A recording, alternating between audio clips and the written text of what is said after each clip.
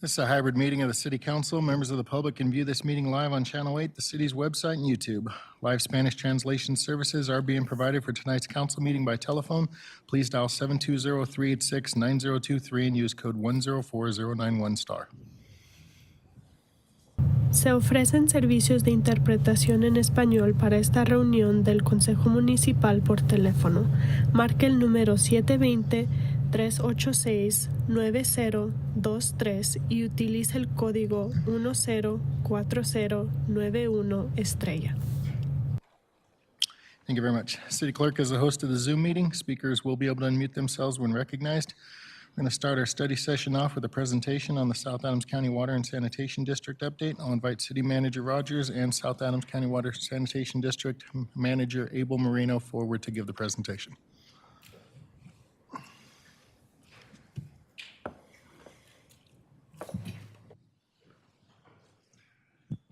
Thank you, Mayor. As council may remember, at the end of last year, a request was made for South Adams County Water and Sand to come before the council to make a presentation to update on most recent events, activities that they're undertaking as part of its operations, as part of its projects, and also what the Water District is looking forward to as it relates to the future and in support of the city. So today we have Abel Moreno, District Manager, here today to make that presentation and to give you that update.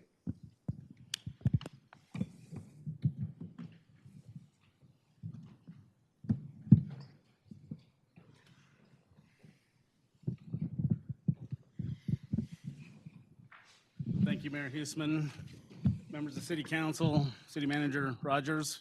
Appreciate the invitation this evening.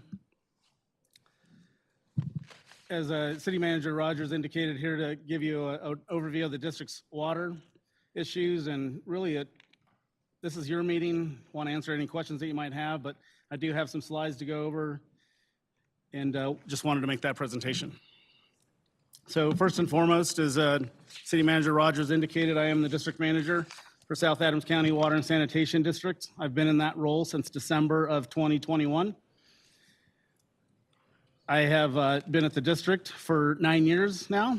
Previously, I served as the Distribution and Collection Systems Manager, overseeing the operations and pipeline maintenance of the district.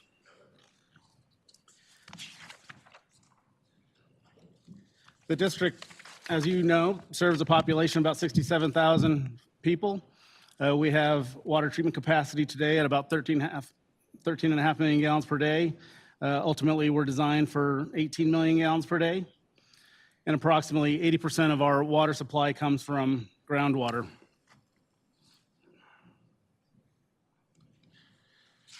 So the district is governed by an elected 5-member board of directors, 2 of which are here this evening. I'd like to introduce our chair, Heidi McNeely, and Director Renee Bullock. The other 3 are Vice President William Frew, Secretary Vicki Ennis, and Treasurer Rebecca Tochalowski.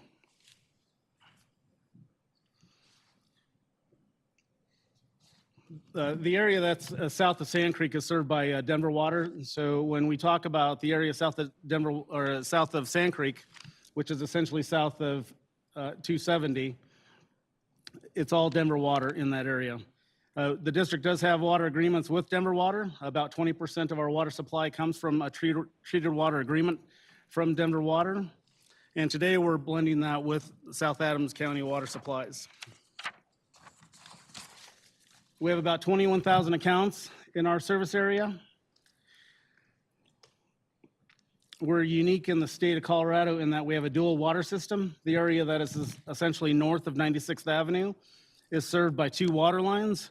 One is for domestic indoor use and one is for outdoor use.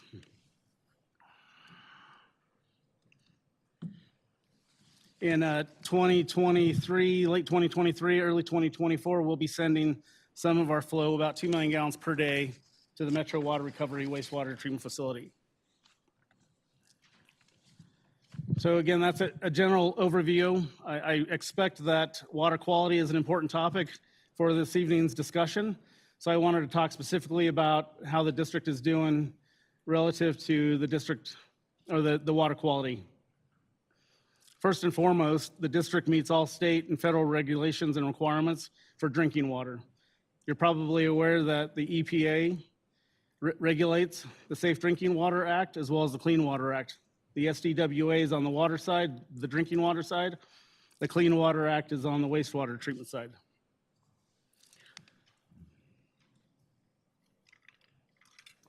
In 2012, the district discovered 1,4-dioxane in its water supply, which is an emerging contaminant.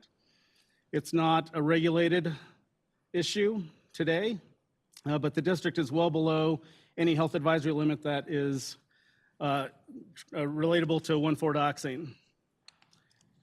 It is at a health advisory limit of 35 parts per billion. The district, as you'll see there, is at about 0.18 to 1.33 parts per billion. So well below the federal health advisory limit. In 2018, the district discovered PFAS in its water supply. You may recall that around the same time, there were some water utilities near Colorado Springs that had discovered PFAS near an Air Force base. As a result of those findings in Colorado, the district proactively and voluntarily tested its drinking water wells and in fact discovered PFAS. We immediately shut down the highest concentrated PFAS wells in our system, which are our southern well field. The district, however, has always been underneath the 70 health advisory limit that was established by the EPA. You're probably also aware that in June of last year, the EPA lowered the health advisory limit from 70 parts per trillion to the parts per quadrillion, 4 parts per quadrillion for PFOA and 20 parts per quadrillion for PFOS, which is well below what the prior standard was, or guidance. The health advisory limit is just a guidance. It's not regulated. You're also probably aware that the EPA is expected to announce a maximum contaminant level for PFAS. We expected that back in December. We have not seen that yet. We are hearing that it will come out sometime this month. We do not know what that MCL will be. Once it becomes an MCL, it's a rulemaking process, and the district will be obligated to meet whatever that final MCL is.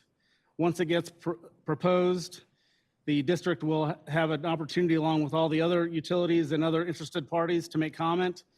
It will get adopted at some point down the line. It's expected to take about a year before the rule gets adopted, at which time we will then have additional time to meet that MCL requirement. And I'll talk more about what the next steps look like for PFAS. On June 16th, actually on June 15th, once the announcement was made, the district made a decision to purchase more Denver water. Again, as I indicated, we take about 20% of our water supply from Denver Water today. On June 15th, we increased that to about 40%. We also shut down our central well field and only used our northern well field, which had the least amount of PFAS contamination in our source water supply. As a result of that, those two decisions, the district was able to get down to a non-detect level. And non-detect for us is 2 parts per trillion. The machines that we use to sample and analyze data do not go below 2 parts per trillion.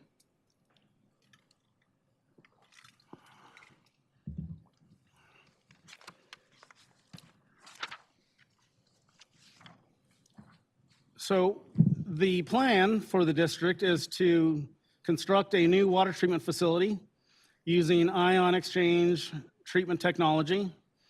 The district has a granular activated carbon water treatment facility that was constructed in 1989. That was a result of the Rocky Mountain Arsenal and the result of volatile organic compounds.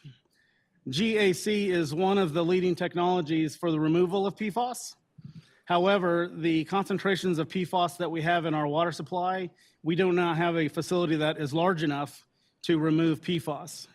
It was designed and constructed as a result of the VOCs, as I mentioned, but we did have an extra layer of protection by having a GAC facility. In addition to what we're doing right now with the design, we have also increased the number of GAC carbon changeouts, and that a fresh level of carbon will also help us with the removal of PFAS and keep us at a non-detect level. The district is in design, like I mentioned, for a new water treatment facility that's immediately adjacent to the Klein Water Treatment Facility that's located about 74th and Quebec. Today, that property is owned by Cronky Sport Enterprises. The district, the city, the developer have been in conversations in a three-way land swap. City council may be aware of that. And so we are in discussions. We're looking at giving the city some property at about 84th in Quebec.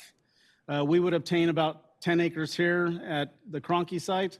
And then the city is working or in discussions with Cronky on a site near Dick's Sporting Goods Park. The design today is at about 30%. We expect to be at 100% design in November timeframe. We're also applying for bipartisan infrastructure law funds. The process that we have to go through in order to qualify is we have to conduct an environmental assessment. We had that public meeting on February 9th, so we're able to check that box. We also have to submit a project needs assessment. That will be going in later this week. Once we get those two things done and the state has an opportunity to review and comment on it, we would expect to hear back in 45 to 60 days with any follow-up questions. Our intent is to acquire the land from the Cronky team by the end of May. That allows us plenty of time in order to apply for bill funding, which we anticipate today doing that in August of this year with an approval through the Colorado Water Resources Power Development Authority sometime in October or November. With that, we would hope that we would break ground on the new ion exchange treatment facility in January of 2024. We expect a construction timeline to be about 30 to 36 months to build that facility. I will pause there for a moment before I move on to other issues because I recognize that that's probably an important topic and issue for City Council.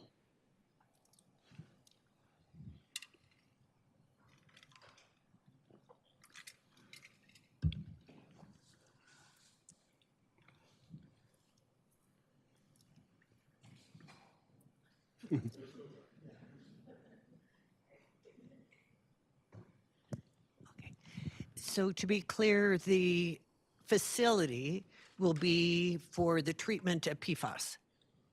That is correct. Okay. And the cost is around $60 million? Yes, 60 to 65. How are you anticipating paying for this? Yeah, that's a fair question. It's a question that keeps me up at night. We are, again, applying for bill funding. The state has gotten about $15 million per year for emerging contaminants. They have 2 fiscal years in their coffers today, which leaves us really a delta of about $35 million that we have to acquire. We also are applying for funds through the Water Infrastructure and Improvements of the Nations Act. We are still waiting guidance on how those funds might be eligible, but because we are labeled as a disadvantaged community, we believe we're eligible for those funds. So we're hopeful that that is also an opportunity. And then lastly, we are working with our federal delegation to get congressionally directed spending dollars that would be specific to the PFAS treatment facility. And again, I should mention that when we submitted our application to the state revolving fund, we requested that in the amount of $130 million for 2 water treatment facilities. One is for PFAS removal, which is the ion exchange facility. The second one is UV-AOP, which removes 1,4-dioxane. Because the 1,4-dioxane is not anticipated to have an MCL and we're well below the health advisory limit, that one has taken a back burner until we can get through the PFAS MCL regulatory period. So is there any danger for people drinking the water as it stands? No, we are at non-detect, less than 2 parts per trillion, and we're well below the health advisory limit, or we're equal to the to a non-detect level. And the health advisory limit is, again, guidance and not a regulatory standard. And since you've been diluting with Denver water, why can't we continue doing that? Denver water is an extremely costly water supply. We're buying treated water from Denver Water, and it is just not a long-term sustainable solution. Our objective is to balance the cost with the water quality of the community, and the best solution economically for this community is to build its own water treatment facility because we treat it at a much lower cost than Denver Water does. Where do you think the PFAS came from then? We believe that our PFAS contamination came from the Denver firefighter training facility. There was some talk about it coming from a chemical plant on 49th, but now you think it's the Denver Firefighting Academy instead. The 49th and Hawley rough location is the 1,4-dioxane contamination. Okay. PFAS, we believe, I mean, we're downstream from the former Stapleton International Airport, as well as the Denver Firefighter Training Facility. And they would have used PFAS to practice putting out aviation fires, for example, and so forth, let alone doing aviation fire just at the airport itself. Yeah, we don't have any data today outside of the firefighter training facility, so we don't specifically know, but we are downstream of there, and there was a pretty major fire, I think, in the late 80s. Thank you very much, Mr. Moreno. Thank you.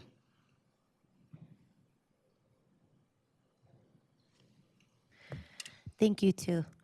You already answered one of them, the non-detect level. So how in-depth is your environmental assessment? Does it start including the Environmental Justice Action Task Force recommendations, too, since it's not regulatory, and those recommendations go into cumulative impacts?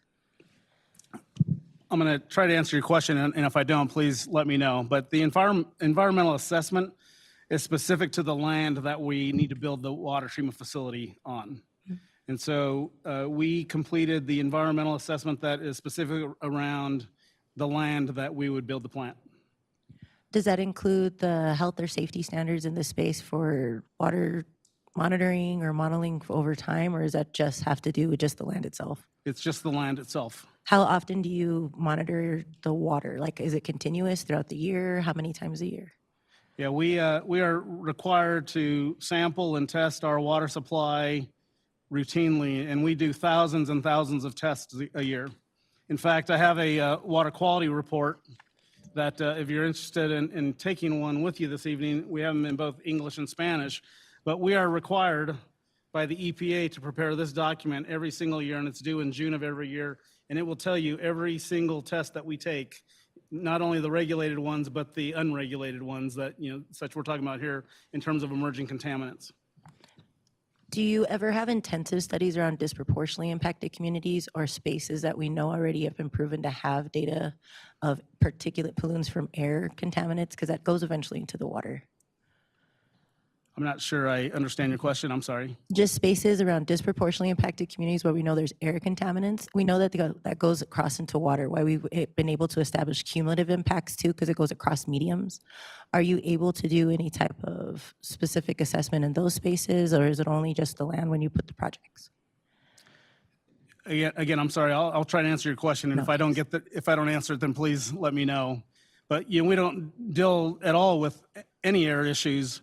Right, and so we're only focused on the water supply issues, and when it comes to environmental justice related issues, it really is around the water supply that we are bringing into our water treatment facility, treating and distributing to our distribution system, for use and consumption by our customers. Is there any space where a community can be able to engage if they've been having issues with their water? Absolutely. I mean, we're always available to entertain any questions or provide any guidance or assistance for customers that have questions about their water supply. Okay. I just have a lot of constituents. A couple of them have tested with 3 different forms of PFAS in their blood, and they've lived in the space for about at least well over 30 years. So we know that there's a health impact. So I'm wondering if you have any community engagement to start assessing environmental justice in that space now with water quality. I'm sorry, can you say the question again? I'm struggling maybe answering your question, so maybe you can ask it a different way. There's been known data that has proved that the water quality potentially in the space has contributed health impacts to community members. So I'm wondering if there is a way that community now can either engage or be able to be more integrated in this space so that they can start showing those health concerns with the water quality. Yeah, and again, I think I understand your question better now. I mean, I gave you my card. I certainly would take any customer that you would send my way, and we would work with anybody that you know that might have concerns around water quality, that we would send somebody out there to take a look. You know, we would do that for any customer in our district. If they have any concerns or questions around their water quality, please have them give me a call or, again, shoot me an email, and we will make arrangements to work with those customers or those folks to ensure that we can answer their questions. Awesome. I have a couple organizations that have constituents specifically with these health concerns. So if there's, I would love to be able to bridge specifically how this is becoming an environmental justice concern with water quality. And a lot of organizations, I believe it was Protegete, when we did the Latino advocacy, our Latino policy handbook, was able to find a lot of data with water quality from just community monitoring. So any way that we can combine that so we can start creating a space for community to engage, and if it needs to come to a regulatory space, then so be it, but just so we can also have that data on record. Yeah, so one of the things that we've done with other community organizations is invite them over to our water plant for a tour. We would obviously extend that invitation to anybody that wanted to come, because I think, you know, it's one thing for me to talk to you here this evening about the district's water supply, but it's another thing, I think, for you to specifically see it. And I think if you see the amount of effort that the district needs to go through from a regulatory perspective in order to deliver quality water to our customers, that the picture really almost speaks for itself. But again, we would welcome any community group to have that discussion, and we're certainly open to comments or suggestions on how we can be a better partner to ensure that we can communicate better to the constituents that are consuming our product. Would you be interested in putting more of that into an assessment too, for environmental assessment, health or safety concerns? Yeah, I guess I'm not clear on what type of assessment you would look for us to complete. If there's just been generational and multi-generational issues with the water quality? Multi-generational meaning that you know, people have lived here for multiple generations, that what was one quality during one generation and how that's different from the next generation. Is that Yes. your question? Yeah, it indicates a lot in the communities now as data. Yeah, I guess, you know, I certainly could ask my team of folks if we have data that goes multiple generations to determine the differences in water quality. Obviously, with regulatory standards that have changed since the 70s when the EPA was established, you know, the data may not be apples to apples, but certainly I'd be happy to ask my chemistry team to help me answer the question better. Awesome. Please, yes. Sometimes it helps us with the EPA too. So thank you. You bet.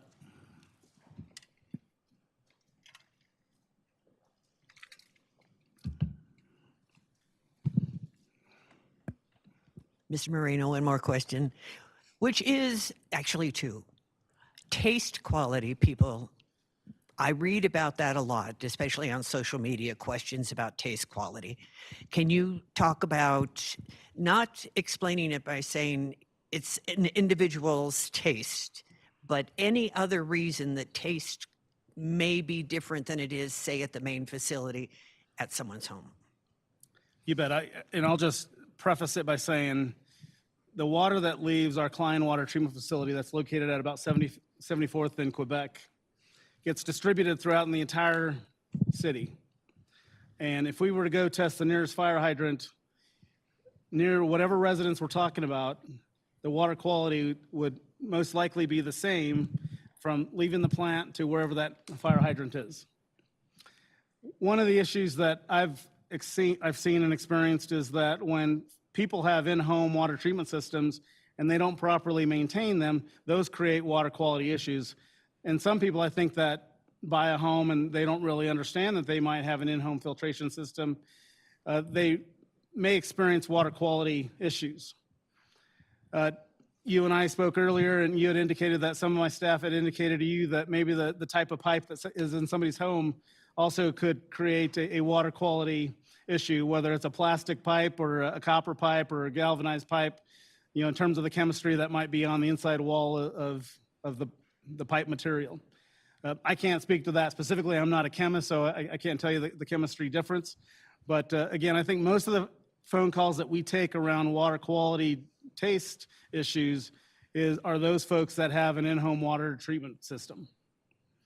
Yeah, well, and you think about the calcium that had built up before we got the soft water treatment, and that could potentially be in some pipes, residual calcium, and then the fine SAC-WSD water flows over it and picks up a few calcium minerals, and next thing you know, it adjusts the taste. That's possible. My final question, though, is Can I just about... maybe add to that before you get to your next question? Sure. I would just say that the calcium comes in hot water, so when it goes through a hot water heater, that's what draws out the calcium. So you might have calcium deposits, say, in your hot water lines that because of the heat being drawing the calcium out. Okay. Then the final question is the amount of water. Brighton and Aurora are asking customers to cut back on the use of water. What are your plans for that for Commerce City? We will follow the lead of Denver Water, in terms of what they will be doing. Because we have a contract with Denver Water, we are obligated contractually to follow what they do. Aurora, of course, has made their announcement already. Denver Water has not made an announcement yet on what they intend to do, but we will follow suit with what Denver Water does. You bet.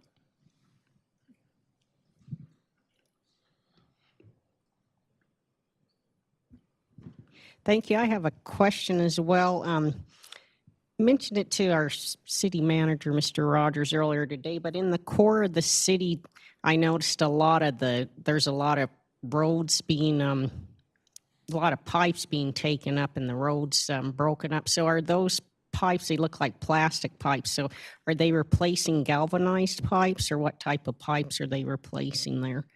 You're talking about our water line replacement program? Right, like in the core of the city, especially like, what is it I have, like on Quebec from 72nd to 68th, and then it goes all along where you pay your water bill, and then it makes like a perfect square, that area.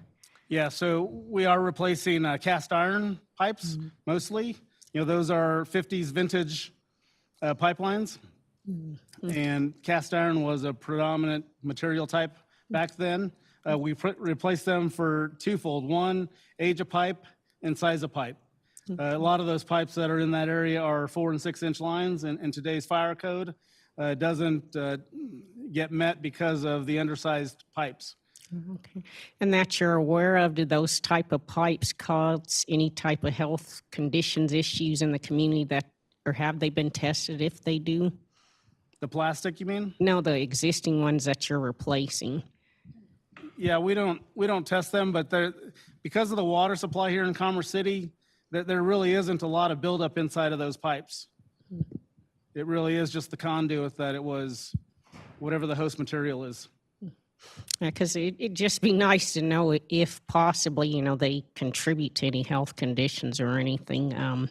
It'd be nice if there was some data involved in that research as well, since they've been there so long. But thank you. Yeah, appreciate that. Any other questions on that topic?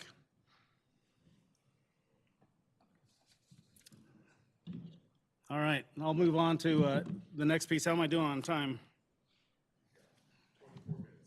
Okay. The next issue I really wanted to talk about were related to development.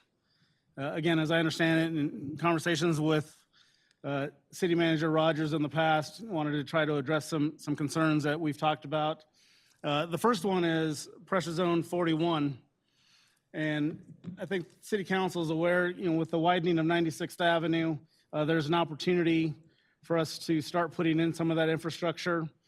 The district does not have Pressure Zone 41 today. Pressure Zone 41 is essentially 96th Avenue and Tower Road, a little bit south to the border and east across E470. The district has a contract with Denver Water along Tower Road. We buy about 2.7 million gallons per day of water, which equals about 1,300 ERUs. An ERU is an equivalent residential unit, which is the amount of water a single-family home might use in a year. So everything we talk about is based on a single-family home basis. We have about 1,300 single-family homes that we can build along the Tower Road corridor before new infrastructure has to be in service in this pressure zone 41. Today, we're at about 400 that are in service. We want to be in design at about 700, so that by the time we get to the 1,301st ERU, the transmission pipelines, the booster pump station, the tank that's going to be required is all in service. And again, we're in discussions with the city, with developers to develop a funding strategy on how that gets constructed.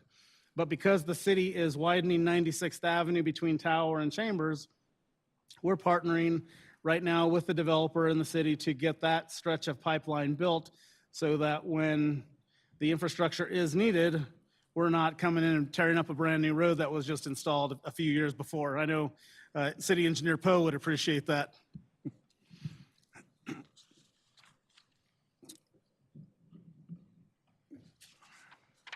And then the second issue I wanted to talk about is around the district's water and wastewater master plan. So the district has a water and wastewater master plan. It was adopted by our board in 2020.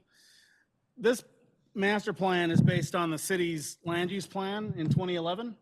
We know that the city has been undergoing an update to its land use plan.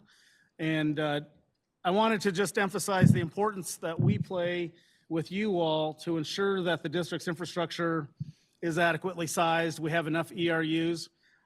We are very close to having the maximum amount of water supply we need today and the amount of storage that we need today based on the 2011 plan, right? So depending on the types of changes that the city might make around its next updated land use plan, that could significantly change and impact the size of infrastructure and the amount of water that's necessary to serve future developments. And I'll just give you a for instance. The area north of DIA is in our water system called Pressure Zone 42. It doesn't exist today, but with development taking place someday in Pressure Zone 42, we had an area, or the city had, its land use plan had an area slated directly north of DIA that was really intended to be open space. And with what you all are calling now character areas, it could change the trajectory of how much water is needed. The bigger issue isn't so much the water today, although as Mr. Ford knows, water's precious in Colorado, sometimes hard to get. But what's most significant to us as a district today is we're about to cross E470 with infrastructure. We approved plans with Third Creek for a 16-inch water transmission line. If Pressure Zone 42 changes its trajectory for how much development happens north of DIA, that water line could be needed in the size of a 20 or 24-inch pipeline, and that is critical because if we don't address that today, and I recognize that we don't always know what we don't know, and so we have to plan accordingly. But if we can figure out what that land use plan is today, it will help us make better decisions going forward. The consequence of having undersized infrastructure is someday down the road, our successors will have to put in a parallel pipeline that will get the amount of water needed to serve an area that was previously slated to be undeveloped. Again, we value our partnership with the city. We work very closely with the city and the city staff. And so we're in these conversations all the time at a staff level. And I only raise this to you all at the elected level so you understand some of the conversations that we're having and the planning that we need to do so that we're looking out as far as we can. This plan right here goes out to about 2116. I think the city's land use plan, it looks out at 40 to 45 year time increments, but in the 2011 plan, the city had some appendices and some exhibits that we were able to develop our plan on. It's not a locked in plan, we recognize that, It's an iteration that we need to go through, and we typically like to do that update every 5 or 6 years. We're in the process, again, of working with the city and trying to determine what do the future improvements look like, and how does that change the district's master plan so we can plan accordingly. I know I've said a lot, and I've tried to be on time, so again, I'll pause for a moment. City Manager Rogers, is there anything that I didn't address, or do you want to clarify anything that I said? Thank you, Abel. I think with Purchase Zone 41, I think as you all have received, I had a most recent update in my city manager weekly status report on Purchase Zone 41. What I would share with you that there's still a lot of work to be done. That is a very complex and significant, development policy discussion for the council to be had as it pertains to growth and development of the area that's covered by that pressure zone. 2, funding, financing, and partnership, not just with the water district, but ultimately with others, other partners that may be within the development community or with grants, funding, endowments, things of that nature. So our staff is hard at work in being able to prepare all of that necessary information to bring forward to the council to have an informed discussion so that you all can give direction to us as staff to, once again, continue to ensure that the city is able to fiscally grow and obviously grow sustainably as it relates to where we currently stand. As far as for the comp plan, Abel is correct.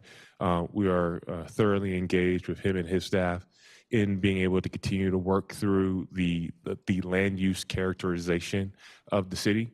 I would say, generally speaking, unless the council sees differently when this comes back before you, staff remains, I'll say, prioritized on the existing long-term future as what was identified, 180,000 people. And I can't remember off the top of my head the job creation that was from our 2010 comp plan, and that our comp plan is only looking out to 2045. And I would say that, you know, we're more focused on horizons that do not press into pressure zone 42 because of the unknown that is north of the airport. That being said, you know, these are definitely conversations that we do plan on having with the council, to being able to once again continue the right type and right size what we look like as far as our growth in our future. And that conversation will, as it relates to water supply and water infrastructure, will be a part of that discussion with this council.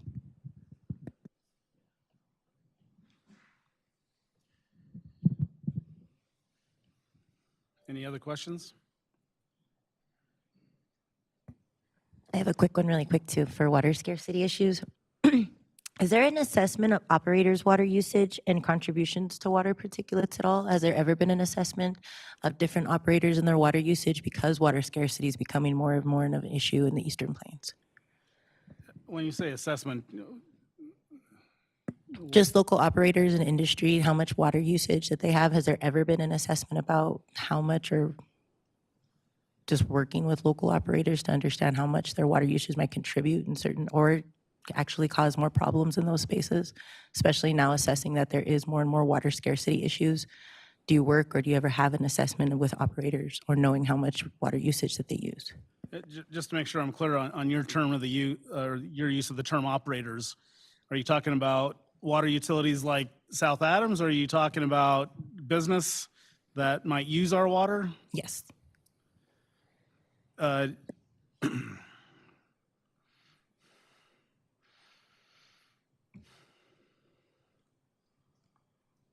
mean, we have a smart water meter that obviously tracks and collects data about how much water is used.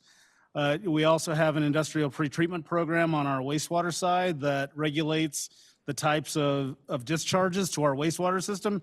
It's not so much on the water use perspective side, but it's on the discharge side.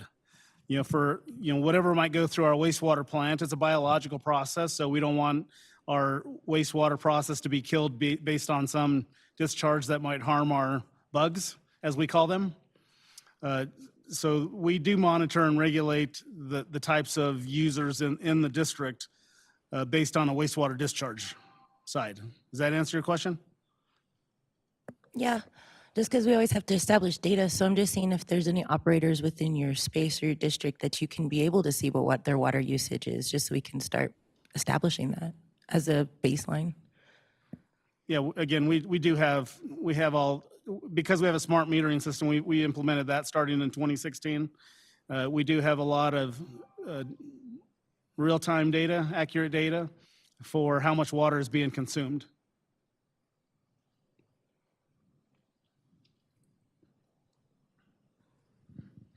So I got a question on this new treatment facility. What's that mean for the watering system or the water softening system? Is it going to make it obsolete? No. No, the ion exchange treatment facility that we're looking to construct specifically for PFAS really is only for PFAS. It will go through the entire district system. It's going to go through the ion exchange treatment facility. It's going to go through the NS water softening facility, and it's going to go through the granular activated carbon facility, which will then be distributed to the district's customers. And as far as like consistency goes, does the water quality consistency vary from time to time? Like, does it go up and down? Because I have one of my filters, like Brita Pictures came with a tester, and it kind of comes with a wide range. So I don't know how accurate that is, first of all, but is that something that happens? Because we're a groundwater system, our water is fairly consistent in terms of what leaves the plant and what goes to homes. If we had a surface water system, you might see some variability and fluctuations based on the lake turning over, warm water to cold water. But because we're on a groundwater system, we really don't see much changeover in the type of water that we're distributing to our customers. And then final question, what about water pressure? Does that change from time to time, or? It can, if we have a water break in the system, for instance, that'll cause it to change. Again, we get a lot of water pressure calls, but most of the pressure calls that we respond to are regulated PRVs inside the home. People's PRV might get stuck or it's aged out that it might need to be replaced. We do have 3 current pressure zones with the 2 future ones, and so we do have pressure regulators also out in our system that sometimes we have to go and respond to, but that's very few times. Okay, yeah, I'm just asking because when I got my water heater installed, they put a regulator in there, and now the pressure is terrible, and it's kind of dropped since then even, and I'm like, I mean, again, we're happy to come out and take a look at your pressure at the nearest fire hydrant and then compare it to what your spigot might be to show you a difference. If it's the same based on what the system is, then you don't have an issue. But and I'll just make this up, but if our system at our fire hydrant shows 80 PSI and at your spigot it's showing 50 PSI, right, there's something going on behind your meter that's creating the reduced pressure. I have to take you up on that. Yeah, of course. I gave you my card, so shoot me an email or give me a call.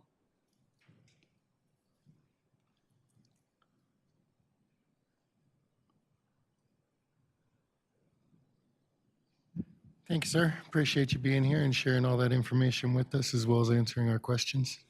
Yes, thank you again for having me. And I would just add, if I could, one more comment or 2 more comments. As I have these water quality reports, if anybody wants one, I'm happy to pass one out in both English and Spanish. Also wanted to let you know that our board meets the second Wednesday of every month at 6 p.m. at our administrative offices, which are at 6595 East 70th Avenue. Those meetings start at 6 p.m. and are open to the public. And then last comment I'll make is that my board would like to meet with City Council somewhere down the line where we have a joint elected meeting. We would like to talk to the City Council around emergency management and just other issues of importance as elected bodies on behalf of my board. Thanks, sir. I'm sure we'll take you up on that. Great, thank you.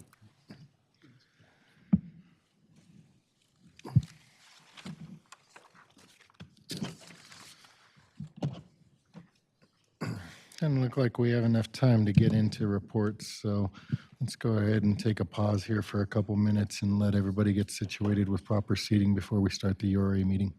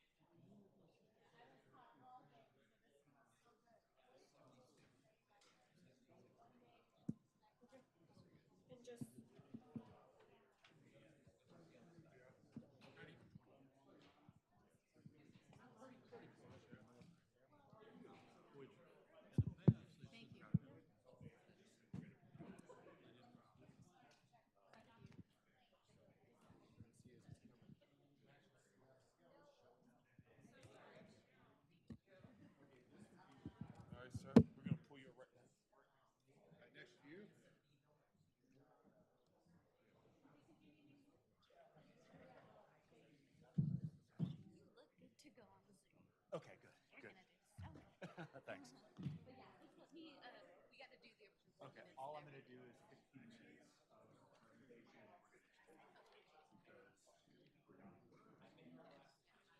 So Craig, thank you for coming. Yeah.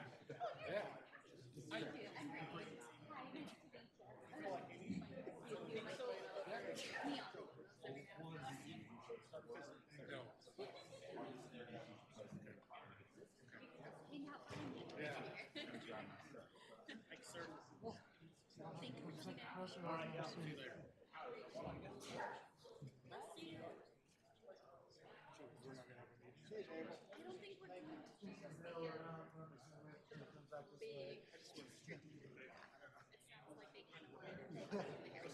Well, we just got your letter in the mail today. Oh, did you? Already getting phone calls about it.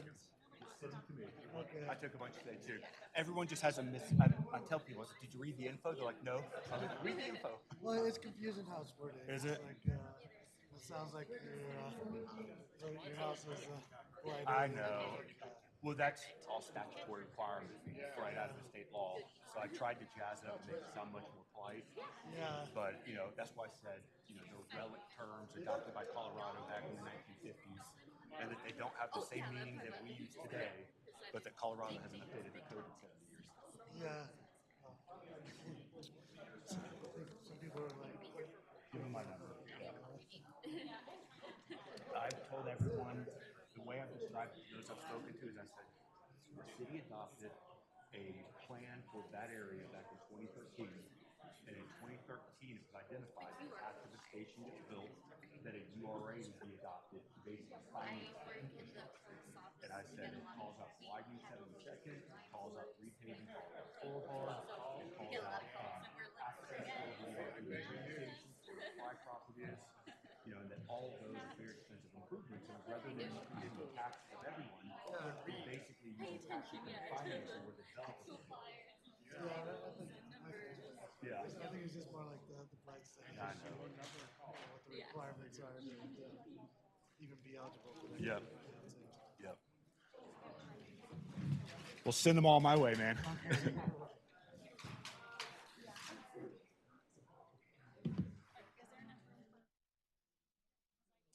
This is all, we're down 4 people today, so we're only going to do one of the. I think so. All right, it is 7 o'clock. Let's go ahead and get this URA meeting started.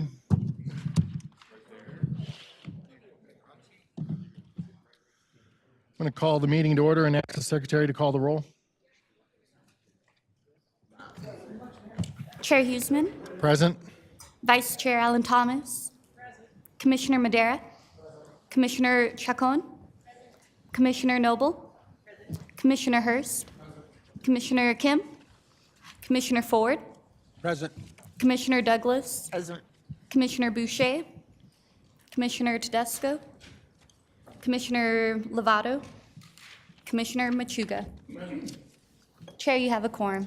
Thank you. At this time, looking for a motion and a second to excuse the members not present. Commissioner or Vice Chair? Commissioner Hurst? Have a motion and a second to excuse the members not present. Is there any discussion? Seeing no request for discussion, do a voice vote. All those in favor? Any opposed? Motion carries unanimously. Now I'm looking for a motion and a second to approve the minutes. Vice Chair? Commissioner Hurst? Have a motion and a second to approve the minutes. Is there any discussion? Seeing no request for discussion, do a voice vote. All those in favor? Any opposed? Motion carries unanimously. We're going to move on to administrative business. We're going to have the 2022 annual report. I'll invite Bill Aiken, Director of the Urban Renewal, forward to introduce the item. Perfect. Thank you very much, members of the Urban Renewal Authority. We're going to divide this presentation or shorten it tonight. Due to the excused absences, we'll postpone the strategic planning outlook one more time and follow up maybe after this presentation on kind of what the next steps look like.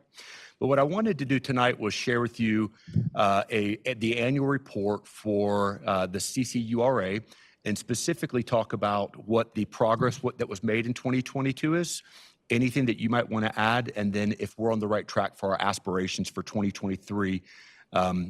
In the meantime, while we're working on our strategic plan that will actually adopt goals and objectives and strategic objectives for us to accomplish over the next several years. Hey, Brittany, is this?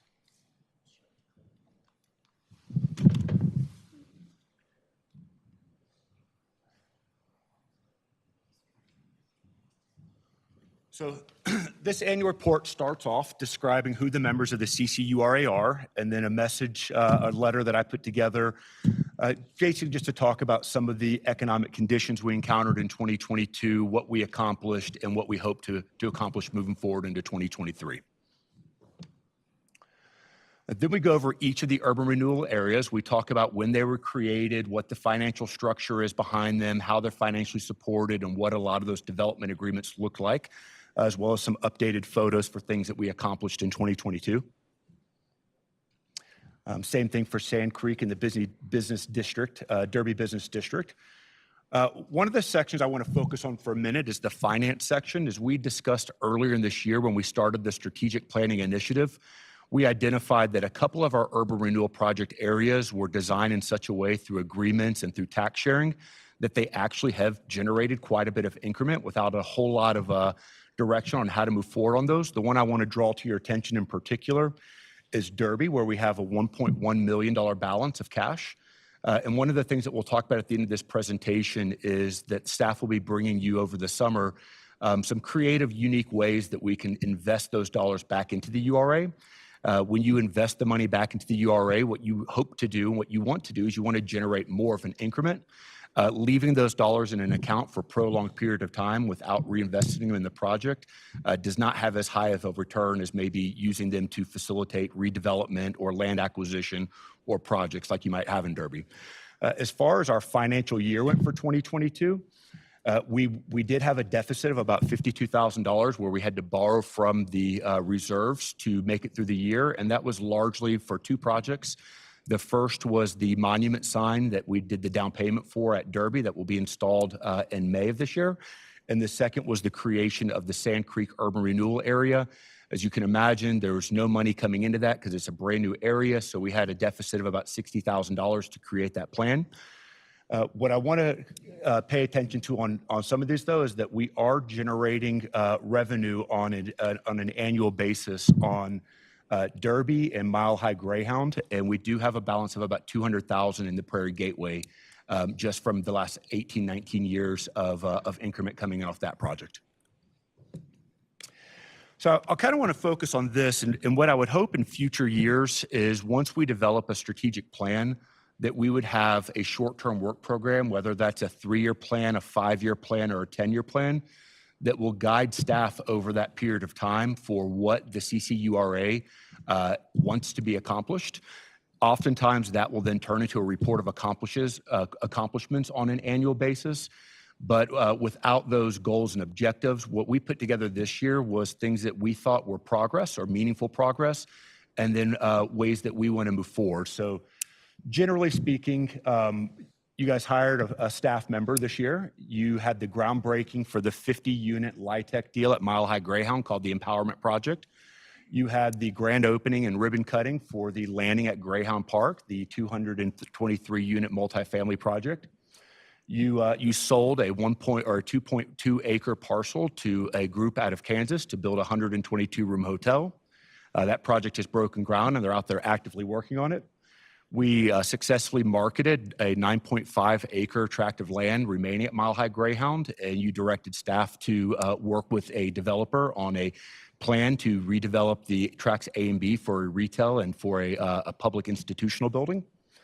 We partnered with Adams County, and we kickstarted an urban renewal plan study around the 72nd rail station that's actively being studied right now. If you get any calls, please direct them to me. As I've found out today, when all the letters went out last week, we probably got about 20 or 30 calls today. I know Oscar's gotten some feedback from some residents. Just direct them towards me, and I'll explain exactly what the letter was intended for. Other than that, we've improved the level of service at Derby. That was as team sport as it gets. What we did was we met with all the different departments, and we understood what each different department's role and responsibility should be at Derby. And then we proactively went out and we improved our maintenance out there with landscape and picking up sidewalks and trash. And we've started a roster of businesses out there to try to get a downtown business association back together, and as well as other projects in and around Derby with Mr. Poe and his group in engineering to do capital improvement projects, to fix the pavers and some of the broken concrete out there, to really just improve the perception of Derby as a safe, clean, inviting activity center for residents of Commerce City. We started a strategic planning initiative back in September. We hope to meet in the very near future or identify alternative means to work with the CCURA to understand what you believe the vision, purpose, and mission of the CCURA should be so that staff can move forward on a strategic plan to present to you at a later date. And then lastly was we renegotiated the loan between the CCURA and the city that basically allows the CCURA to be financially capable of acquiring the debt financing needed for the 60,000 square foot public institutional building that we're currently working with our taxing partners on a plan for that we'll be presenting to you next month. As far as our aspirations, these are things that staff believes that we want to aspire to accomplish this coming up year, 2023. We put in there the creation of a strategic plan to help guide the CCRA in the long term.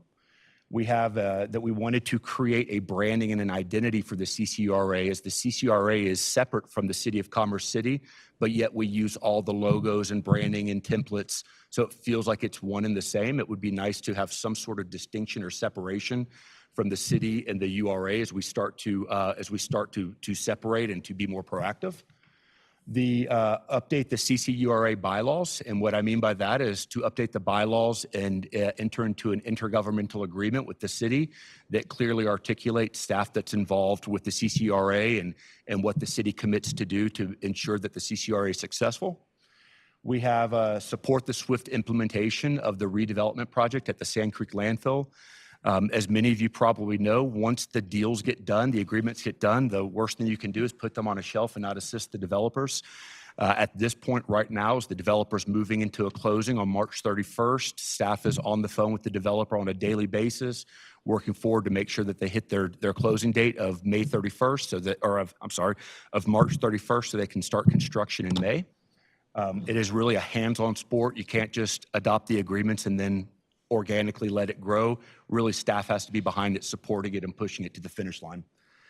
We want to create and adopt an urban renewal plan for the 72nd Light Rail Station, the RTD station. We aspire to terminate the City Center urban renewal plan. December 31st of this year marks 25 years. So that plan ends this December, and then planning staff and other staff members will continue to work on them to ensure that that shopping center is maintained. We have considered various opportunities to strategically reinvest our funds. For instance, in Derby, there are a variety of programs that we can use that $1 million in cash we have, whether it's for business improvement grants, like installing a grease trap in a retail store to allow it to become a restaurant, and or if we targeted the best retailers or restaurateurs we could in the Metro Denver area, could we use some of that $1 million for small business loans or for low interest loans for restaurants or other things? However, the CCRA and the city want to see Derby mature and develop.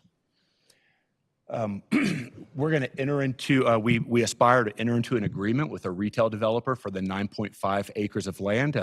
Currently, we're in the exclusive period for a 6-day period to allow them to do the site planning, bring it back to the CCURA for consideration. If that goes well, we anticipate moving forward into a purchase and sales agreement and redeveloper agreement throughout the year. We have initiate phase 2 tax. So now that the hotel's under construction, we need to notify all the taxing authorities that it's under construction and that the 25-year TIF clock for the hotel will start this year. We're going to develop a unified vision for that public institutional building out at Mile High Greyhound. There's some really great ideas and some great concepts over the past several years. And what staff would like to do is to work with the CCURA to really develop what is going to be the vision of that building. Is it a 60,000 square foot building with one user? Are there multiple users? Just more direction on that as we're negotiating with the developer to acquire the property around it. It's really important that we have an idea of what we want our contribution or our building to be as well. And then last is to develop a marketing and event strategy for Derby. When I talk to people that used to go to Derby when it was an activity center, it was the third place. It was where you went after work, but not quite when you're ready to go home yet. A third place is a place that has a very low cost of entry, and it's really well marketed and programmed for the public. Whether it's seating and coffee tables or little bistros and pop-up events, there's a lot of opportunity at Derby, and staff would really like to work on updating that 2006 plan that the city adopted on how we are going to revitalize Derby. So that's what staff came up with, what we believe were our highlights and our aspirations for next year. And if you guys have any feedback now, that would be wonderful. If not, I can email out a digital copy of this to you and get feedback over the next week or so before we want to publish it and start to market this to the community about all the great things we've done.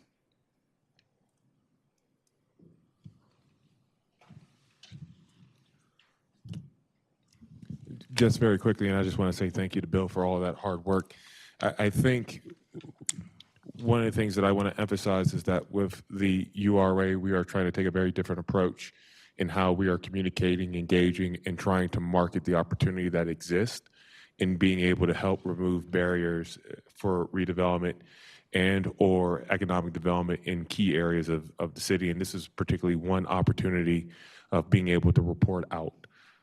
So I want to thank him for that time and effort. There'll be other opportunities and efforts that we can do as well with this level of communication.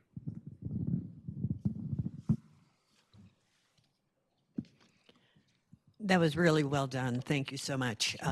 It's exciting to see what can be accomplished and what you've done to date. I have a question about the lighting that we approved in 2020 and also the status of the Derby sign. Yes. So in 2020, there was a capital improvement project approved for $552,000. Of that, it was $300,000 for roadway improvements, specifically improving the pavers. I've been working with Mike McGoldrick in Sean Poe's office on an RFP to get that design and to get that out this year. As far as the signage goes, we put down the down payment last December. That sign was supposed to be installed of March of this year, so this month. However, we've been working with the contractor. There's been some delays. It's now going to be installed the second week of May. And as far as lighting goes, we do have a budget for $200,000 for lighting. One of the things I've noticed, and I've been working with the engineering group on this, is communicating with Excel. Because right now the lighting is not great out there, but there's several lights that are blown out or bulbs not working. So before we invested heavily in lighting, we wanted to get all of the lights out there working properly and then examine what was necessary to do. My recollection is that these lights were to be solar and very specific to the design of Derby. It seemed to me in my memory that we were further along than you're describing it. For site lighting around the project or the lighting for the Street signage? lighting. I haven't heard anything about solar power, but I can certainly look into that. Can someone else help me on the council memory about that? I'm sorry, not the council, the URA. How about staff? I recall having a description from staff. In full disclosure, the monument sign will be, the lighting for the monument sign will be powered by solar power. Will not be or will be? It will be. That's good. This was street signs. We saw pictures of them, all sorts of stuff. There is so the city through the URA did complete a lighting study back in 2018. And it was proposed at that time that the lighting plan would cost about $2 million to do. So there's not funding for the entire lighting plan at this time. We're trying to figure out the best way to allocate the $200,000 that we do have for lighting. Yeah, and as I recall, I think staff was to evaluate that. And I think they came back and said that it would be easier to contract, solar from Excel to bring into there rather than, bringing in panels and doing all the wiring, ourselves. So I think they looked into it, but it was, for the pedestrian lighting anyways, that'd be easier to contract with Excel for the solar or renewable. Yeah, that's the sign. That's what he's talking about. That one is going to have solar. Different than the Derby sign. Different than the pedestrian street lighting. Yeah.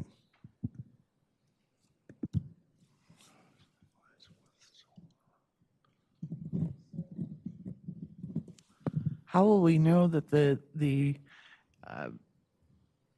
what's coming from Excel, the energy, is solar generated? You really don't. It's just an allocation that you pay extra for. And I don't think I was on council when we were having you were having this discussion, but I recollect sitting in on it, and I thought the direction was really to go solar on that, rather than expecting it to come from Excel as solar generated. How could you possibly track that and know that it was solar generated?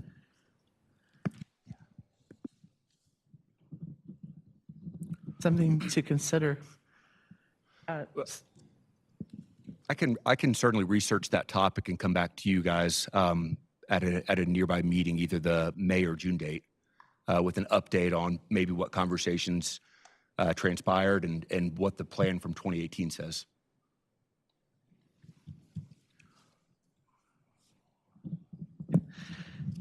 So thank you for the presentation, Bill. You said something about an agreement that was going to be over, and I'm assuming that is with Cronky, but then I also heard you say something about keeping track of the shopping center. Can you tell me which shopping center that was? And Yeah. Am I correct in making the assumption that the agreement was with Cronky for the So the over? Cronky agreement still has 8 years, 8 of the 25 years left. The agreement that terminates this year is the City Center Plaza. It's Commerce City Plaza, where the King Super is on 62nd. So that 25-year clock expires December 31st of this year. So essentially, the original developer will stop receiving payments from the city and the URA, the pledged revenues. Thank you for clarifying that. So that is the shopping center that you're referencing then? Yes, ma'am. And what will happen is right now the city collects $170,000 a year, and anything on top of that sales tax goes back to the developer on an annual basis.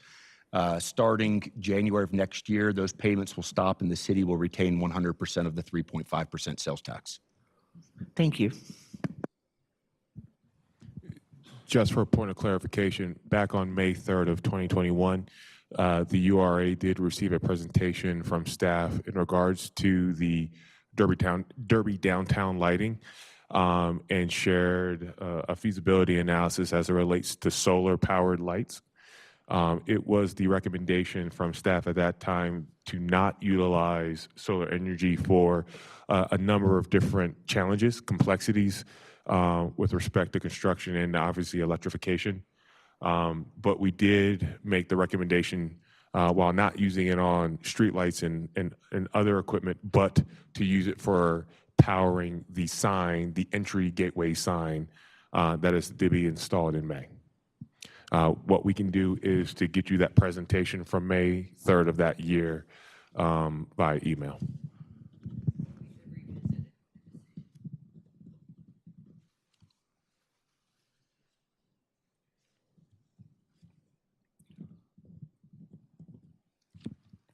Thank you, Bill. I just had another question also. Talking about the shopping center at Parkway? Is there funding available? I don't know if you went there recently, but the sidewalks are like in major need of repair, the railing, et cetera. So will that be completed before the URA is over? No, and there's no obligation from the URA for them to do that. That would likely be a code enforcement issue if their sidewalks are damaged, and they're the responsibility of the property owner, depending on where they're at. Yeah, especially going into Mama's Cafe, and the railing is loose, the sites, and it really seems not senior handicap friendly at all. The agreement that the URA made with the original developer back in 1998 was essentially a reimbursement where the developer provided public infrastructure that the city would typically provide, roadways, other points of ingress and egress, and that the developer did them. And in return for that, then the city said, or the URA said, well, we'll repay you over a period of time. As Cheryl will probably tell you, that interest rate is at 10%. So we haven't made the first payment in principal yet. We've been paying interest for 24 years. And but it doesn't matter because at the end of the term, the agreement terminates, and we're going to stop making those payments in in January of next year. Oh, okay. So there'll be a lot more revenue coming into the city, but those issues are likely going to be, if they're on public property, it might be a public responsibility, but likely going to be the responsibility of the developer through code enforcement if the sidewalks are damaged. Okay, so it would have to be reported to code enforcement first, then, is what you're saying? If I can go take a look at it and find out the exact ones you're talking about, I can work with code enforcement, find out if it's the public or the private responsibility. Okay, great, thank you.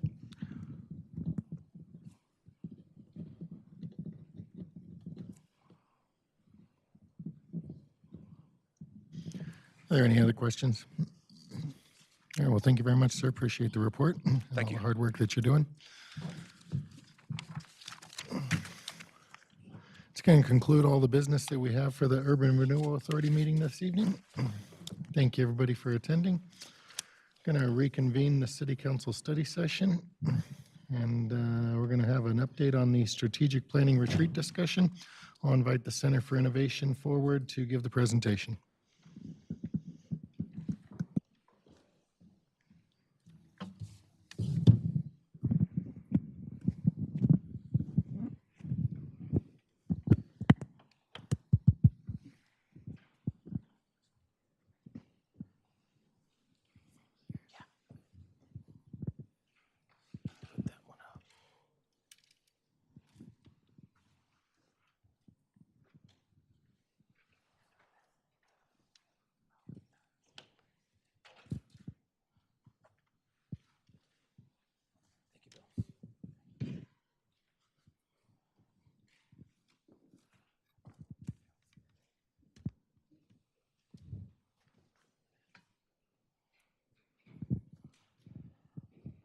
Good evening, Honorable Mayor and City Council.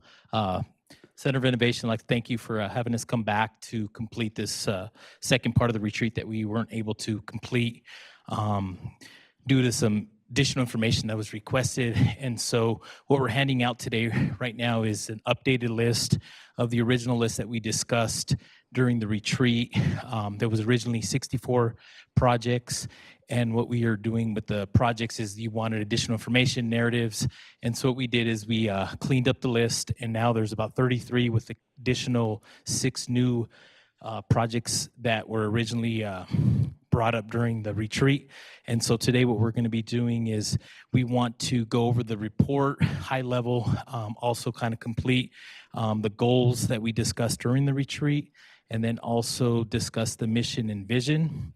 And then would like to finish off with going over the important projects that are important to council, and hopefully come back with a strategic plan, mock up a strategic plan that is a multi-year that would include projects, and also develop a process for the CIP, which we currently have a process, but a little bit more transparent.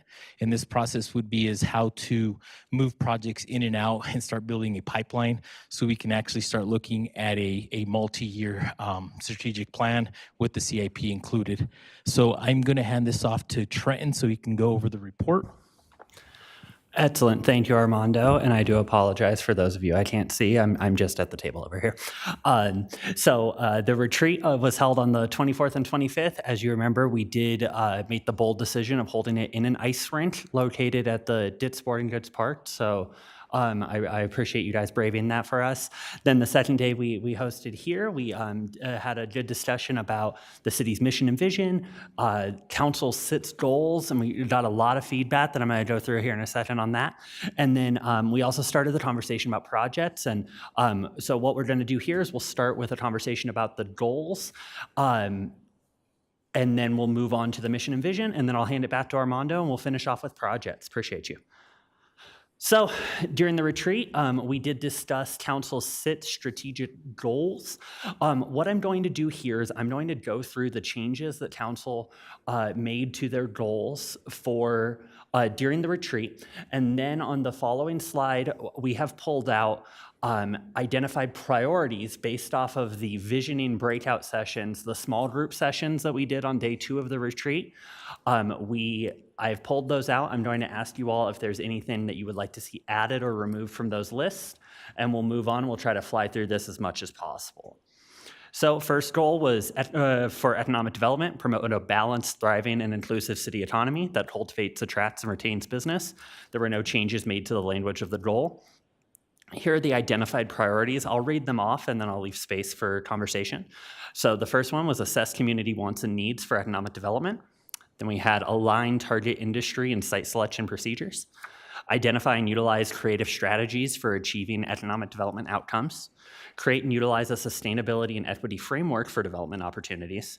Create and utilize a holistic development approach and policies. Improve transparency through an economic development scorecard. Those were the ones we identified from the breakout sessions. Is there anything council would like to see added to this list?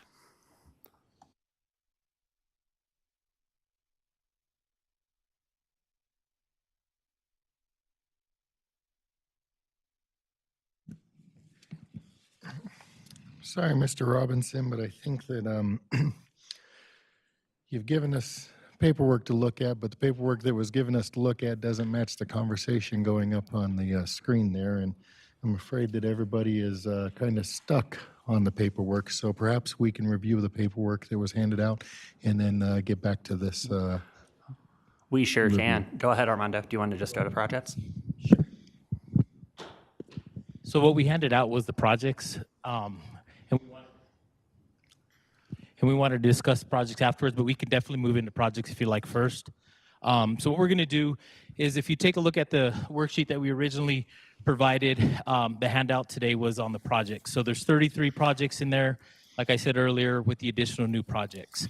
What we're really trying to get from council today is the objective is really to generate a list of high importance projects, to guide this and develop the strategic plan, also to assess a project pipeline that is with financial analysis, feasibility, timeline for execution, and then also create a standard process that would prioritize the project. So if you take a look at that project list, we can start identifying some of those projects. I will give you some time to look at that list and see if there's any questions or additional questions that you have in regard to those projects.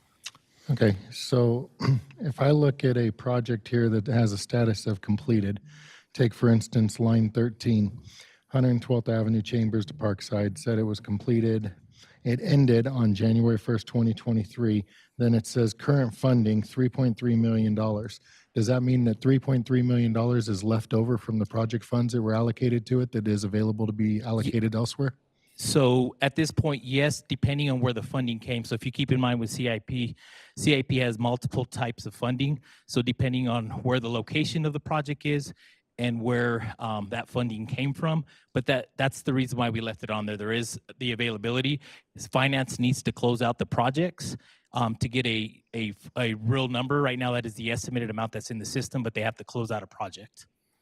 But I wanted to make sure I illustrated that it is a complete project, but it is not fully closed out where until she closes the year out, we'll actually know exactly what is left over. But yes, it does give some opportunity there. Does that answer the question, Mayor? So just a quick glance of some completed projects, which I don't understand. The Highway 2 widening says that it's going to end on December 1st, 2024, but also says it's completed. So Armando, what you may want to share is that behind that, sir, you do have some additional explanations and descriptions of the project. What is that? That should help clarify, one, just the general narrative and the project itself. And that may be able to help answer your question, or it may help lead or glean into other questions that you might have. All right, so I look at line 17, 112th Avenue from Potomac to Chambers. It says completed with $1 million left over. I don't think there's anybody in the room that would consider that project to be completed. Correct, sir. And I think what we have is the narrative. That was the widening of 112th Avenue from Highway 2 to East Potomac. So to right there in and around the roundabout. So not from Potomac to Chambers. So the title doesn't match the description. In its entirety, but yes, part of the project was completed, not the entirety of it all. Okay, can somebody refresh my memory on what the delta is for the Chambers Road widening project? Sean?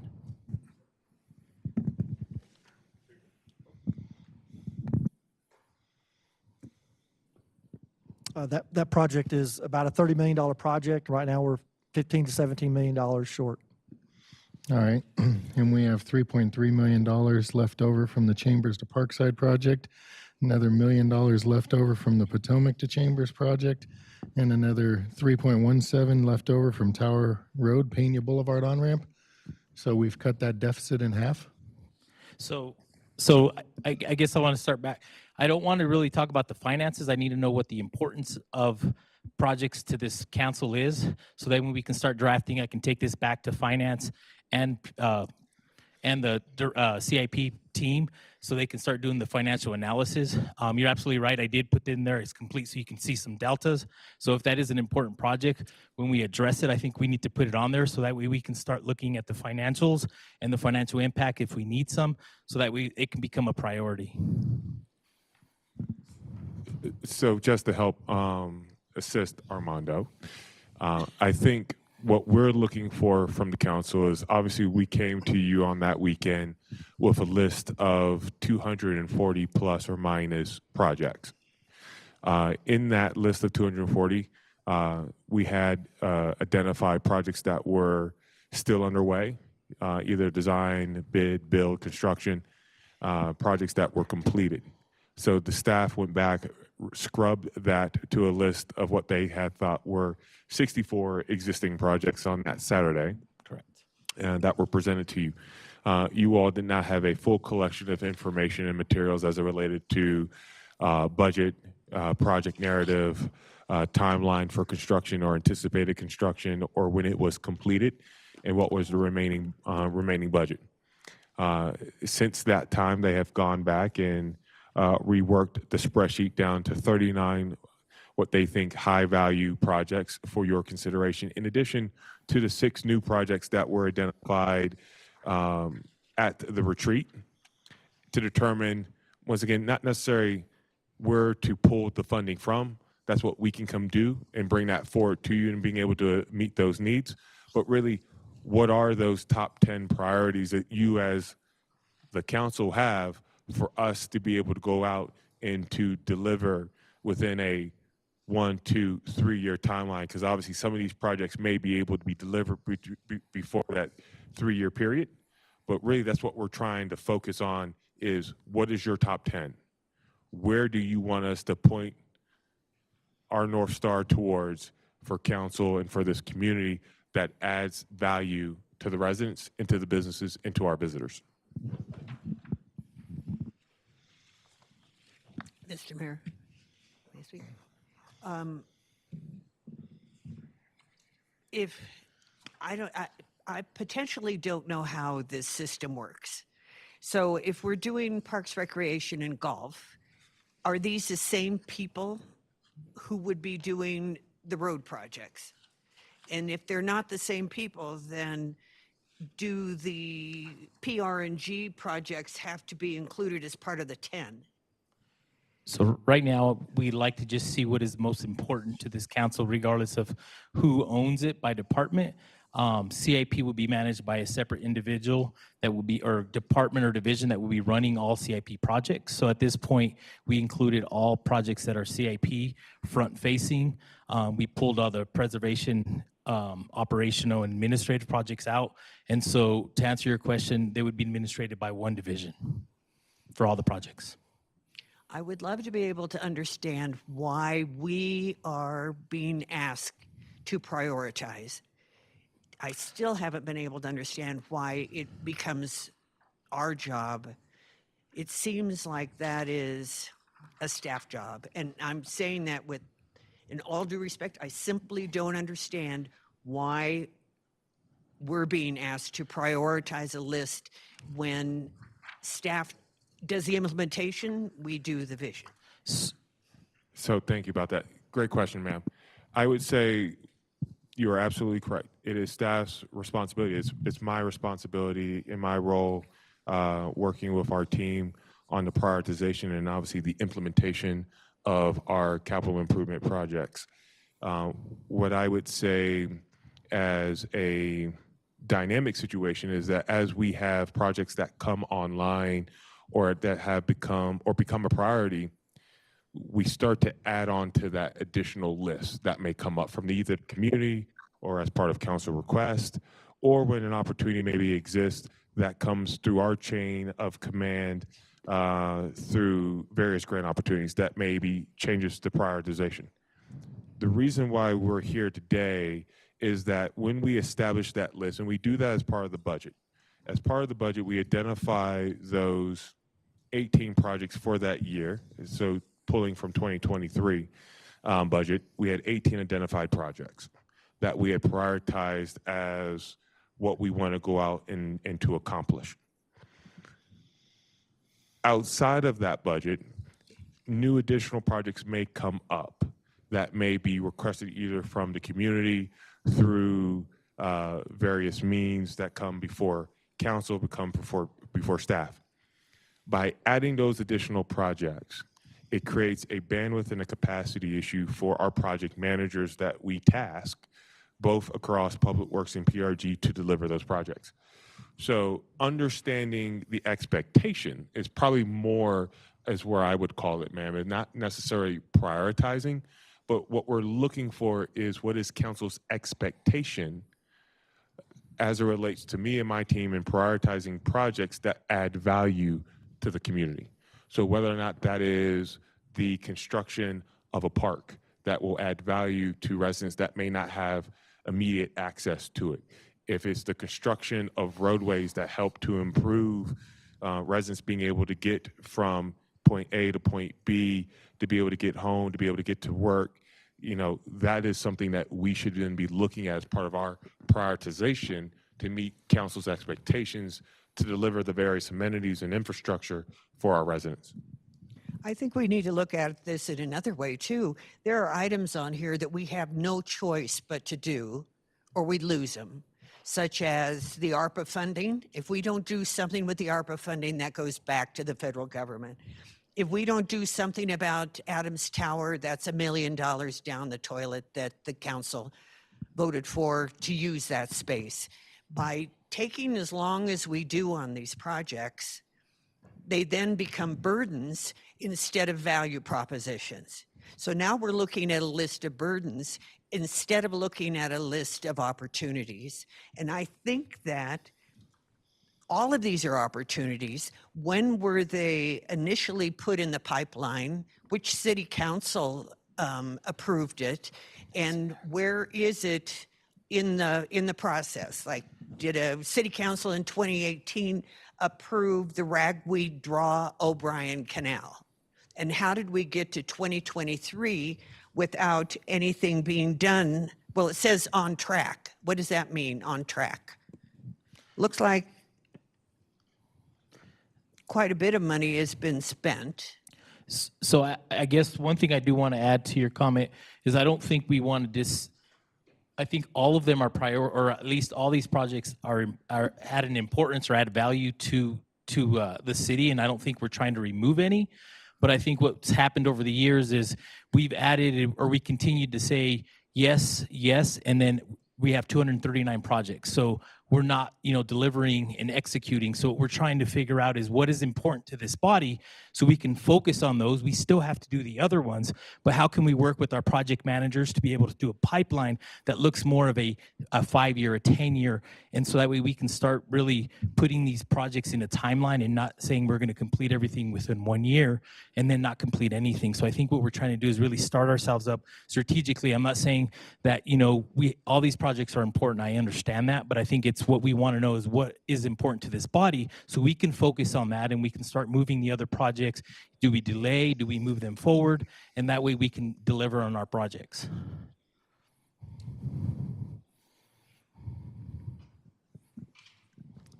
As far as the ragweed draw, it's a project. We just recently met with the developer on that. It's more development driven. So the determination needs to be made. If it's a city going to drive that project, or we're going to allow the developer to drive that project, and we just participate money to it. But we are in contact with them and have been, so it is on track as far as getting completed. I appreciate that. I'm just suggesting that it wasn't necessarily a vote of the city council. It is an internal project of, public works or planning or the city manager's office or whatever the case might be. So us making a decision about it doesn't make sense. It's your decision. If you think it needs to be done for a development project, then it needs to be done.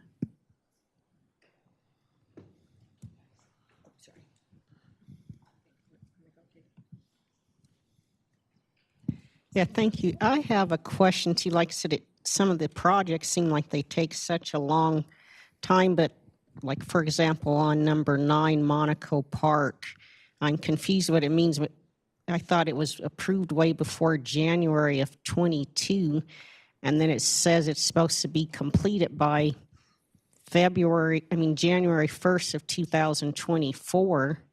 So I'm just really confused when are they going to start it? Because it says then, if you look where the blue lines are, it says January 2024. So I'm just confused. What does all of that mean? When are they going to start? And I thought it was approved way before January of 22. Go ahead. I just had the privilege to visit with Chad about this just the other day, the deputy director. But that project, I can't speak for PRG, but that project is under design. So once it gets completed, then that would be under construction. So we don't know when then, or because it hasn't even started. So I'm just confused. Wasn't it approved before December of, January of 2022?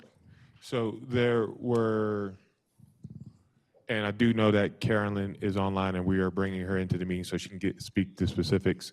There were 2 phases to the Monaco Park renovation project. Part of that required funding from Adams County Open Space Grant, which was received to help facilitate the completion of that project.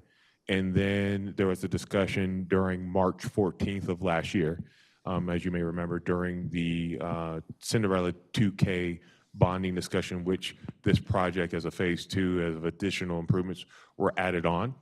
So to help maximize phase 1 and phase 2, those 2 efforts were combined into the design aspect that was then brought forward for discussion in the last quarter of last year with residents to make sure that we were getting their feedback on what they wanted within that park. And once we received that then went into the final design, which was now issued for, once again, bid build, and hopefully to be able to be under construction here soon. But if Carolyn is online, she may be able to speak more to the particulars. Is she online? So it's not supposed to be it's supposed to be completed then by January of 2024? Yes, ma'am. Okay. All right. So this is Carolyn Keith. Excuse me. So Jason was absolutely right. We had a couple of phases that were combined. We have been in the design process. After the public review, we also met with the police department, who requested for us to try to provide some off-parking or off-street parking. So we've added in a little bit of off-street parking, so that it took a little bit of time for us to go back to talk with Public Works, make sure we're not impacting anything related to drainage. So we're getting pretty close to the final design being completed, but there've been a few different things added. You may recall you approved a grant submission for a fit court, so that's been added into the park. But we can get you the specific timeline. But Mayor Pro Tem, we used January of 2024 to be the absolute latest. Our intent and hope would be that it's completed before then. Okay, thank you, Ms. Keith, because like I said, it seems frustrating that all these are on the list, but nothing ever really seems like it's getting completed. Thank you. So that's to your point on that. That's why I think we'd like to develop, some more transparent reporting, and that's why it's important if we can identify what is important to this body, and that way we can report that. I mean, the questions you ask, we should be reporting. That would give us also better reporting tools for you to ask those type of questions. Is this an issue of the pandemic or something? Because I'm trying to think of the major park projects that were accomplished during what will soon be the 4 years. I'm in my 4th year now. Trying to think of park projects that were accomplished during these 4 years, trying to think of public works projects, major public works projects that were accomplished during these 4 years. Pena was before. 112th to Chambers was before. I know that we asked for park shade structures some time ago, and that's showing a start date of 2023, December 2023, even though we approved it, say, 3 years ago. So if I can address that, the shade structures were approved as part of the Cinderella 2K funding. And so that the Oasis, the Second Creek Farm, and the shade structures were combined into one package. And Galloway was the architect that received that. So in prioritizing those 3 projects, we were looking at Oasis as the #1 priority, Second Creek Farms, and then as soon as we get most of the work off the ground with the 2 parks, we will come back to those shade structures. So the shade structures, though, were for trails, not They're for the Second Creek corridor, correct? Correct, because I made the motion for it, so I do recall this. Yes. And it was because people were having difficulty in the heat. Mhm. So it seems like something that could have been done last year. But decisions are made by the staff, in other meetings about how you're going to handle these projects, what's going to get packaged, when's this going to start, et cetera, et cetera. And the only way for us to be able to have any kind of handle on this would be to actually just get something every month that shows the status of these projects so that we can go back to it and keep track of it as it's happening. Maybe the best way to do it is to go backwards in a way. Whatever is the most recent, at least start those. I would like to know which ones are the oldest, but we don't have that kind of record on this.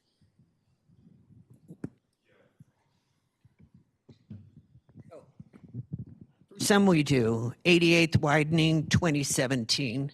Correct. What's interchange? Oh, interchange, it's in construction. Is that the bridge and all that kind of stuff, or the overpass? What number? ma'am? 120th and 85? Yes, that would be the flyover. Yes, ma'am. And we just need to keep raising money for that. Yes, ma'am.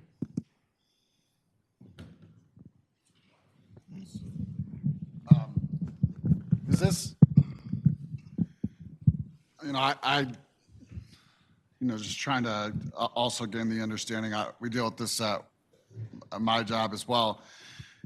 This process, does it take RFP for design, which RFP process is a request for pricing, can take, if you're doing them through the legal process, 30 days to cure, and then you have to go through the evaluation and then interview each candidate, company candidate.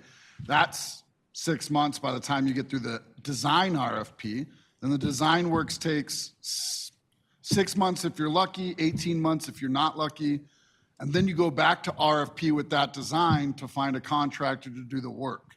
Is that the same process you guys? Yeah, that's. So by the time you're actually under contract for the contractor to do the physical work for the project, you could be easily 18 months to 2 years in on any project, no matter where it's at, because of the RFP legal process. So any procurement over 250,000, we are required to go out to a formal solicitation of an RFP. Depending on the complexity of the project, the scope of the project, questions that we may receive from potential vendors, you're looking within the initial process, to your point, somewhere between 3 to 4 months before sitting down and being able to actually interview and then make a selection of who that firm is. Now, that's not even going through the negotiation process of executing the contract within the time frame. What kind of, with the Cinderella 2K bond projects that were discussed last March, we had a very accelerated process of looking at, and Joe and Sean can speak to it more so, about a project management system and being able to help us, because we have to expend 85% of that 37.5 million by March 31st of 2025. So, right, we're on a very much accelerated schedule there, but you're generally accurate that you're looking somewhere at a minimum 6 to 8 months before we've actually gotten to that process of working behind closed doors and designing a project. So as a follow-up to that, the shade structure one's interesting because I don't know how much that's going to cost. I really don't remember that. But what I find is if we put something out that's 300,000, because ours is at 250 as well, good luck getting a response because everybody's so busy right now. 300,000 is a small fry in a project, a list of projects that you might respond to an RFP from a consultant or a construction side, design side. That 300,000 sits up there with 0 respondents for 2 months because they're going after the $10 million projects, the $15 million projects. So actually by combining that shade structure into the other 2 park projects, you have far more likeliness of finding a design team to actually design that project because they're responding to a much bigger bid packet that's going to involve 2 parks and this shade structure design. Is that similar to what we're going through right now with this? Yes. Sean? Absolutely. We just bid out our bridge replacement, which is a maintenance preservation. We didn't get any bidders. Too cheap. Yes. Too low of a number, I mean. Right. And for just clarification, shade structures is around 466,000. If I may, Councilmember Hurst, could you use the microphone so we can hear you online as well?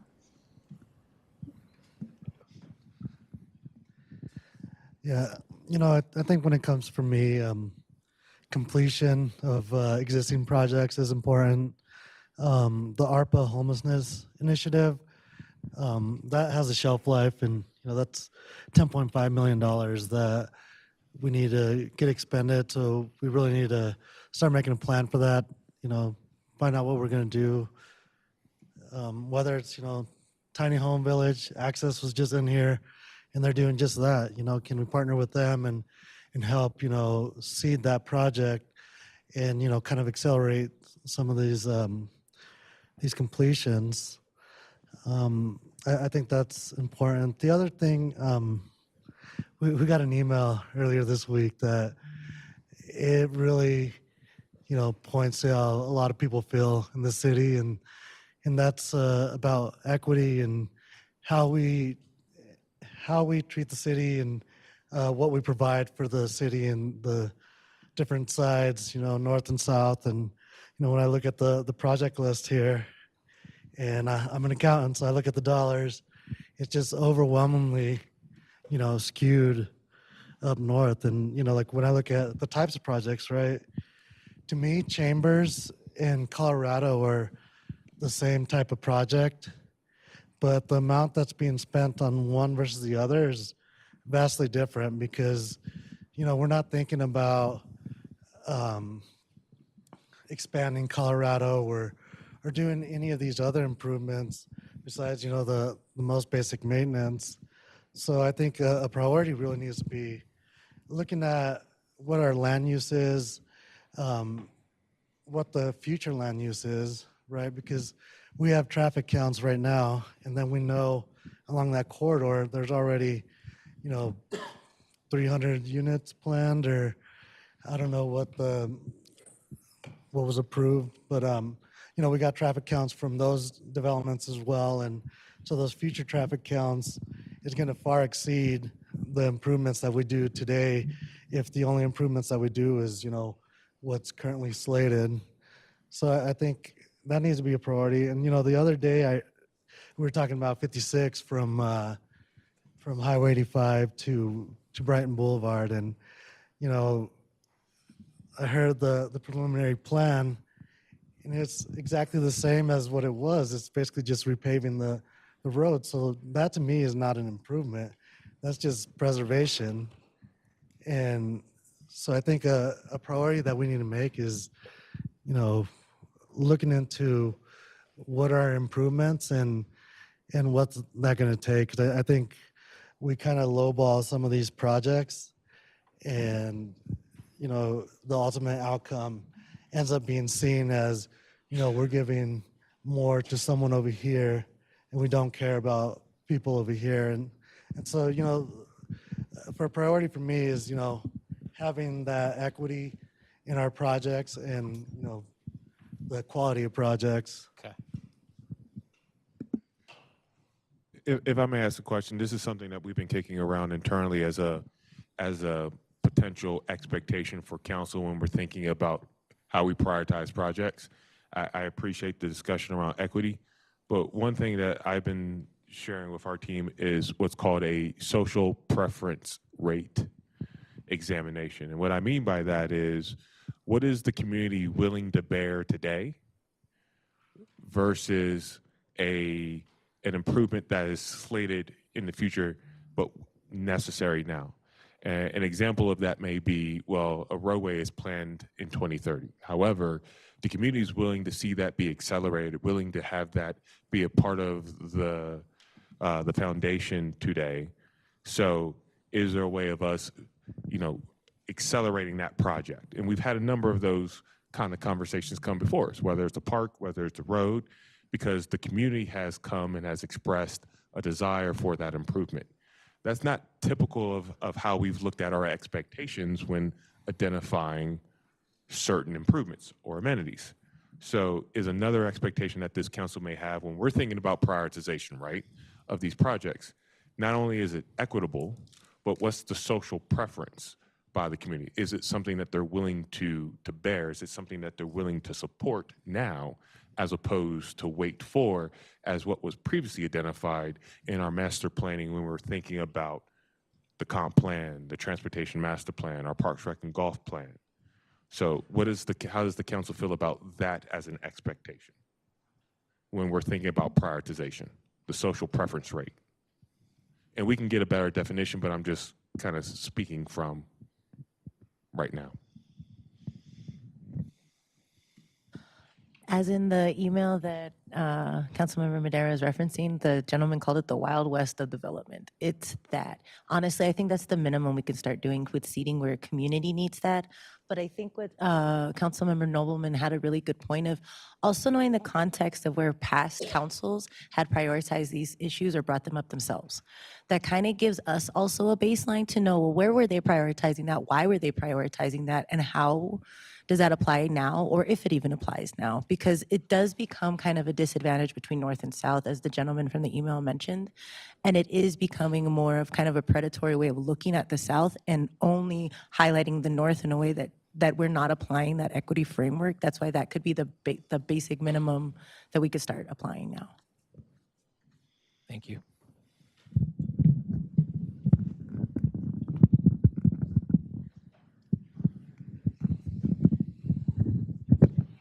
To be fair with the general conversation, though, and I completely agree with the gentleman in the email. If you go look at that property and look at it in person, it is unacceptable. But the covenants in the north would be at our front door far before, with fines, far before the city would. And so we can't look at what the city's doing and blame the city to say, oh, but up north we treat up north differently. Yeah, because the HOA and metro districts fine everybody that is out of compliance far before the city shows up at your front door. And so you fix those issues before the city has to fix them, before we have to adjudicate them in court. And without that same structure in the South, you have a different process. So it looks very different on paper when you look at how many violations are issued in the South compared to the North. There's, if you look at the violation report in my neighborhood and compare that to the HOA violation report, it's vastly different, like by 80 violations different just in 1 year, where the city issued 3 and the HOA Metro District issued 85. And so it's just a vastly different system to be comparing. And it's when we talk about projects, I do agree we should be looking at equity in those projects, especially about the money that we spend on those projects. But what we also are looking at is potentially 70% of the residents of Commerce City will be living in the north end in the next 5 years. And if we're spending equal money, we're going to be behind on several projects that are going to be of a bigger cost to the city as a whole the longer we wait to get them done. And so it's finding that right balance of getting in front of the issues that up north that we see down south, so we don't have issues up north and down south, and finding that balance. It's may not be dollar for dollar, but it's definitely a challenging balance that I think we're all elected to figure out. It is also a challenge of us not knowing why you have made certain decisions. For example, Colorado Boulevard 68th to 70th versus Chambers Road 106 to 112th. So in one case, it's 2 blocks or 3 blocks. In the other case, it's 6 or 7 blocks. I count on this spreadsheet, ignoring the ones that say completed on them. Correct. That there are 13 projects in the south and 10 projects in the north, also excluding city manager and new projects from the retreat. So I'm only doing PRG and Public PW. Works, excluding The completed. completed. Under Public Works, that's particularly difficult for us. I can make decisions about the parks. I say we need to move forward on all of them, especially because everybody has an expectation that we're going to. But okay. the Public Works, that's why you hire people who know how to do this kind of stuff, and that's who needs to be making these kinds of decisions. Somehow that was part of it. We do have one on here, I see, projects N/R loop and connections, January 1st, 2010. Where was that one? It's number 8.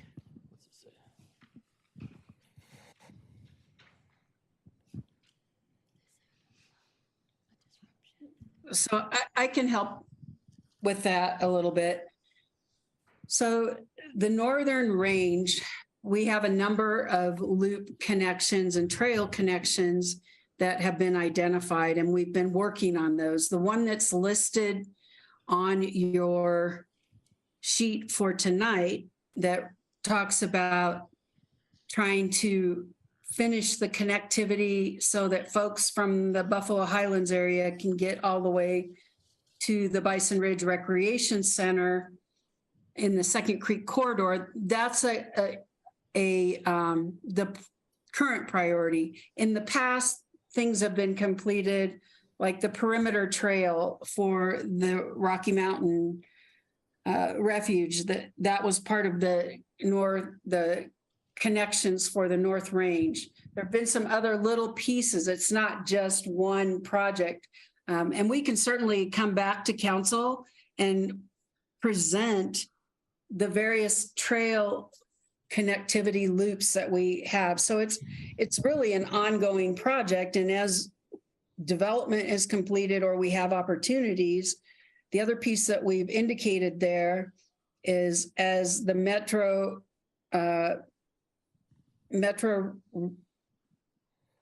water that's going through, not water, but the reclamation or reclaiming. I forget the new name. But anyway, the piping that's going through there now, once that's completed, it'll allow for us to do some of the connectivity. And also the Chambers widening impacts that Second Creek corridor because the widening of Chambers included an underpass for the Second Creek trail connection to get under there. But in general, that North Range loop with trails, it's a lot of different trail segments and we keep chipping them off. And the one we're concentrating on right now is the Second Creek corridor and trying to get people to the Bison Ridge Recreation Center.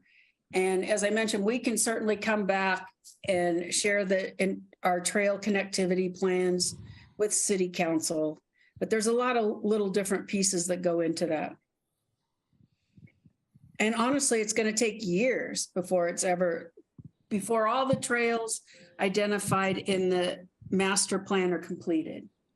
So does that qualify, according to your explanation, Jason, as a value priority, expectation priority among the 10, or is it something that is lower down because it's going to take a number of years?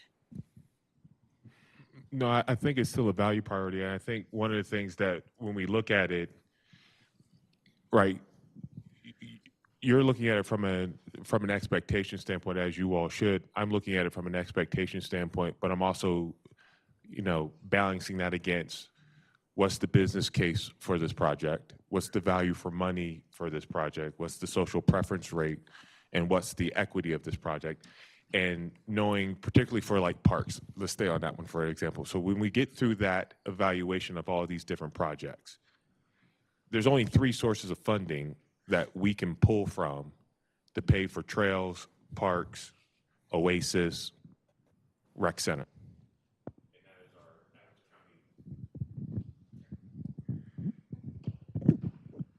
That's our Adams County Open Space Fund.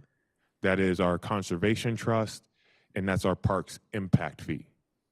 So we only have 3 funding sources that we can pull from to pay for Parks, Rec, and Fund as it relates to revenue into our capital improvement preservation program.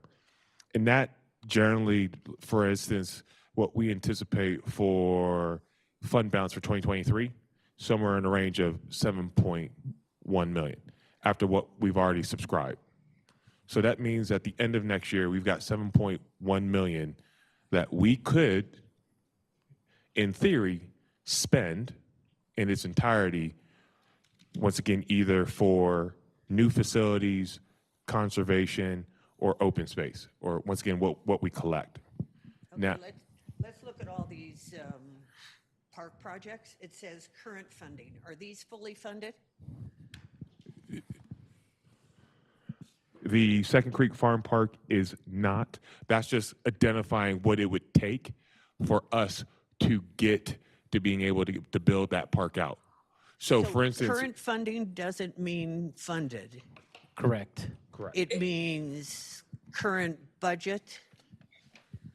Current, yeah, what is available in that project.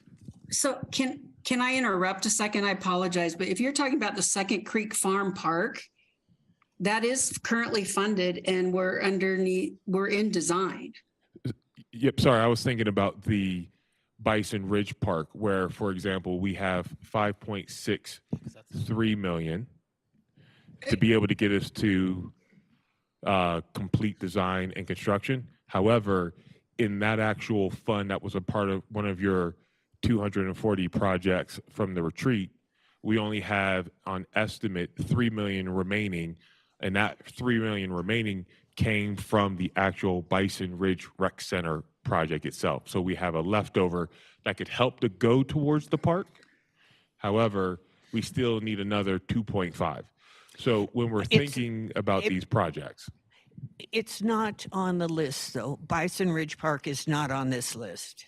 So we can't really consider it because it's not on this list. These are fully Correct. funded. Each of these, Or have some, most of them are except for the funded, loops. some of them are seeded fund, some type of funding is available with these Individual projects, correct. So they're moving forward and they could be finished. Correct. Okay. I vote for them. Thanks. You know, looking through this, I see some frustrations of the fact that some of these projects get identified, and then we have elections, and not, you know, and then another election, and then some of them are 3 councils ago, with elections every 2 years. And it makes it frustrating because, you know, when you get on the council and you identify things, your residents, your constituents identify things that need to be done, like Colorado Boulevard, 88th Avenue, those kind of things, they want to see those things get done, and you're long out of office before you see any of that happen, and a new council is stuck with having to try to figure out and balance what that priority is. I think for me, when I look at some of this, like 88th Avenue widening, you know, it was approved back in 2017. It's on track. You know, end date is supposed to be in 2024. Downside is, you know, when you're looking at contingencies and you're that many years down the road with an economy like we've seen over the last 10 years, those numbers change drastically. And we try to do our best to set a contingency and make sure we have the money to fund these projects. And these numbers could double in the amount of time that it's taking. It would be nice to have, instead of showing start date, end date, and this is how much money, it'd be nice to know how much of it's funded. You know, I recall a signal at 104th and Peoria, and there was holdups on being able to get the materials and holdups, and you know, our constituents are saying, you know, God, we really need a signal here. And then we get pounded over the next 2 years because we can't get that signal installed, and it's a signal. I'm not going to speak for the rest of the council, but as being a member of this council in this body in one form or another over many, many years, some of these people that serve on this council need to see some of those easy wins, like shelters along Second Creek, some of the things to show that we're actually doing our job. I mean, concrete repair, efforts along Colorado Boulevard, 88th Avenue, you know, those projects, we talked to our residents 10 years ago and surveyed them, and these are the things they wanted to see. Half of those people have moved out of the city, and there's new residents that don't even know what these projects are. And so I'm just sensing some of that frustration, and it would be nice to know how much of that project's actually fully funded, how much of it's not fully funded, and how many more years before it's fully funded to be able to even make a rational decision on a list like this, because if it takes another 3 years before a project's fully funded, of course, that is going to be set on the back burner, and let's take care of the ones that are going to be fully funded this year. And I think all of us are looking for some of those quick wins, the stuff that where we can make our residents happy, that we're making some strides. But when you're 3 or 4 councils down the road into a project, it's hard for the council members to even realize what the importance of that project was at the time it came up. That's all I got to say. Thank you. I think one thing that we can do differently is looking at how we bring the conversation of the CIPP projects forward to you all. Obviously, with how they've come forward to you all in the past has been when we've opened up our budget retreat. And at that stage, we've gone through a selection process. We've gone through an analysis and an assessment of what we look at internally. And then we present that very refined list of projects. And even in that very refined list of projects, right, we're still dinking and dunking. We're not really taking a big chunk of that project off of the table and bringing that completion to a sooner date. So I think we can definitely approach that differently as well. I think one of the other big things is I'm hearing is with a different council as what's been presented to you in the budget is that historically, if you look at the last 3 or 4 budgets, we've added, or when you look at the project list, it's 17 projects, it's 18 projects, it's 19 projects, it's 20 projects, and there's little denominations, right? 150,000 here, 200,000 here, concrete pavement here, pavement replacement here, and then before you know it, we've hit that 12 to 15 million that we have as far as that revenue coming into the capital improvement program, and we've not really made any strides. So I think even for ourselves, with what I heard, maybe we need to be more refined and saying, you know what, we have these existing projects where we're going to put more dollars and cents into, and we're only going to bring maybe 5 new projects for the upcoming year here, so that once again, we're able to take down some of those easy wins, as opposed to that 18 that really we're not really making a huge difference in from a funding perspective. Thoughts?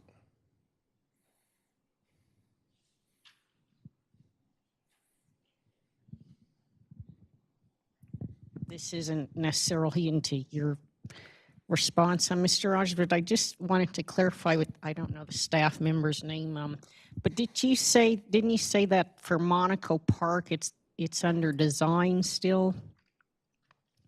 Okay. Correct. So Because, I'm sorry. I can answer that question for you, Mayor Pro Tem. Mhm. This is Carolyn. Oh, yeah. The construction drawings are being finalized right now. Okay. I just got an update from Tracy Ferguson, our park planner. Okay, thanks, because thank you, Ms. Keith, for answering that. But one concern too, like while I was sitting here browsing the website, the Commerce City website, some of the designs, I mean, the residents look at this and it doesn't have accurate information. For example, Second Creek Farm Park, it's supposed to start in 2000. Well, you guys have on this sheet you gave us tonight that the start date is 10/1/2022, but on the website, it says it was 2019. So these are concerns, like I said, if residents review this information as well, and we have to hear their frustrations because it's not accurate information on the website as well. Yeah, Thank you. We'll definitely take a look at that, because funding was just approved for that Second Creek Farm Park in March of 2022. So we'll certainly take a look at that. Yeah, because the website does say the start date was 2019. Thank The you. website you said? Mhm. We'll take a look at the website. These were updated, so we'll make sure we correct that. Thank you. Thank you. So if I may, back to that question, like I said, we have historically, one reason or another, have brought multiple projects to the council. Like I said, 15, 16, 17, you name it. And in that, we tried to fund each one of those projects, not necessarily equitably, but at least trying to take down incrementally to where we could then be able to put a larger amount. Maybe we need to refocus that, or the expectation is to refocus on where we can get those easy wins and be more focused in the number of projects that we bring forward to you, and focusing on some of these existing projects with a different level of, I'll call it, initial consideration. So we're not coming to you when we've gotten to such a refined list, but we've got a list no different than this, but with some updated information, some of our theory and philosophy about why we're prioritizing, these existing projects plus maybe a handful of new ones based on the funding sources that we have available, before we then bring that further refined list to you at the time of the budget retreat.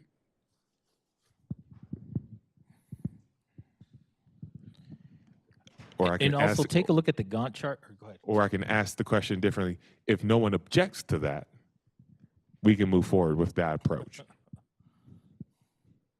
I'm going to take that as, yes, we can go do that.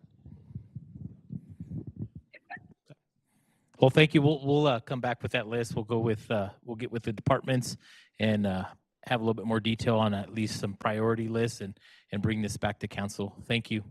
Any other questions? Armando, could I quickly make a point of clarification? When the Mayor Pro Tem was looking at the website, she was looking at Second Creek Open Space Restoration. That did start in 2019. If you click on the Oasis Park and Second Creek Farm parks, you'll see different information. Thank you. I'll pass that along. Thank you. So when you bring this back, for, I don't know what number this is of bringing this back, but we've seen this like a lot of times, and I would like to see clearer clarification on categories and like I wouldn't know which projects are the new ones that are added on.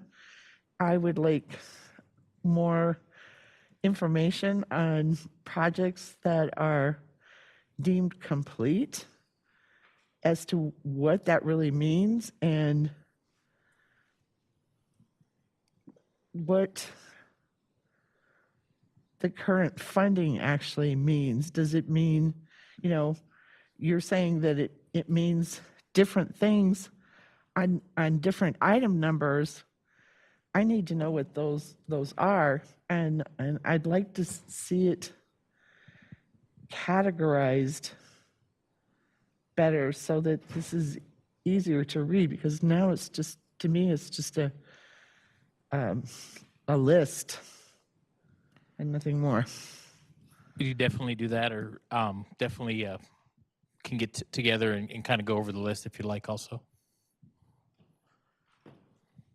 Any other further questions or direction from this list? What we will be doing is coming back with a refined list, at least with top priorities, and then also with more information in regards to the list. I would like to at least, I'd like to at least continue with the goals. It is important that we at least get some direction as far as input from this council, so we can start moving forward with a multi-year strategic plan, so we can mock one up and bring this to council. So I'm going to move it to Trent so we can complete this. Excellent. Thank you, Armando. All right, so just as a reminder, I'm going to read through the goals as they were discussed during the retreat, and then based off of the breakout groups, we have identified priorities under each goal. What I'm looking for is just feedback from council in terms of items that are missing that you feel like should be there, or items that are on there that you do not feel that you feel like should not be on there. One of the things I wanted to point out, and this was something that at least my breakout group during the retreat discovered, was that a lot of these projects have overlap. That, you know, an economic development project may have a housing component to it, or may have an infrastructure component to it. The categorization of these is purely for sorting for the development of the strategic plan, but we understand that there's a lot of crossover and intersectionality there. So the first goal was economic development. There was no change that council wanted to see in that language. Here were their identified priorities.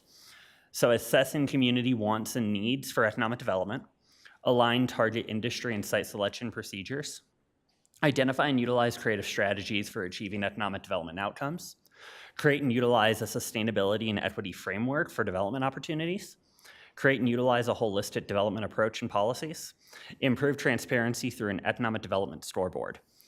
Those were the ones that we identified based off of the breakout groups. Are there any other economic development priorities that council would like to see?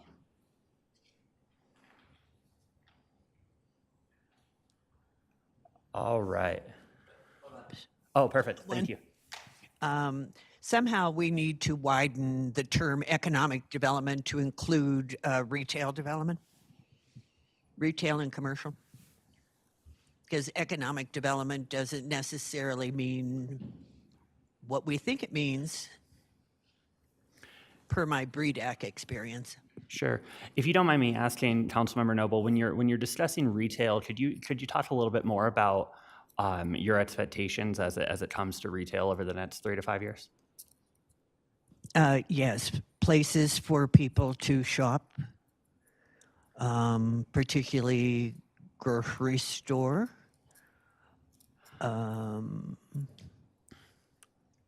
Other services that aren't available in Commerce City. Understood. One of the things that I do want to point out is that the way that we developed these priority lists and the way that we structured our facilitation was running these items through a three-step test to make sure that we're setting ourselves up for success about something that's measurable, something that's realistic within the next 3 to 5 years, and something that's within the city's control. We can definitely include items in here talking about prioritizing retail, but unfortunately, the exact placement or exact identification of bringing a grocery store here is not something that's directly within the city's authority to do.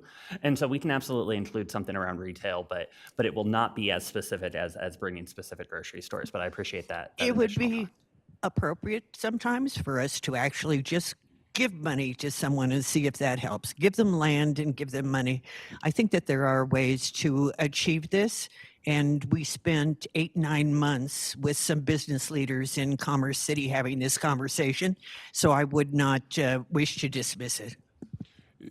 So if I may, ma'am, would it be better suited to, obviously, as we've talked about it with BREDAC and others, is what I believe you're referencing, while, right, we may not be able to control the business decisions of a Safeway, a King Soopers, a Natural Grocers, what we can control is the incentive package, the marketing and branding efforts that we put out there to solicit or to have them come to Commerce City, is what you're talking about, of what we can control and how we put our best foot forward in the efforts and how we're actually trying to then measure that from a strategic perspective.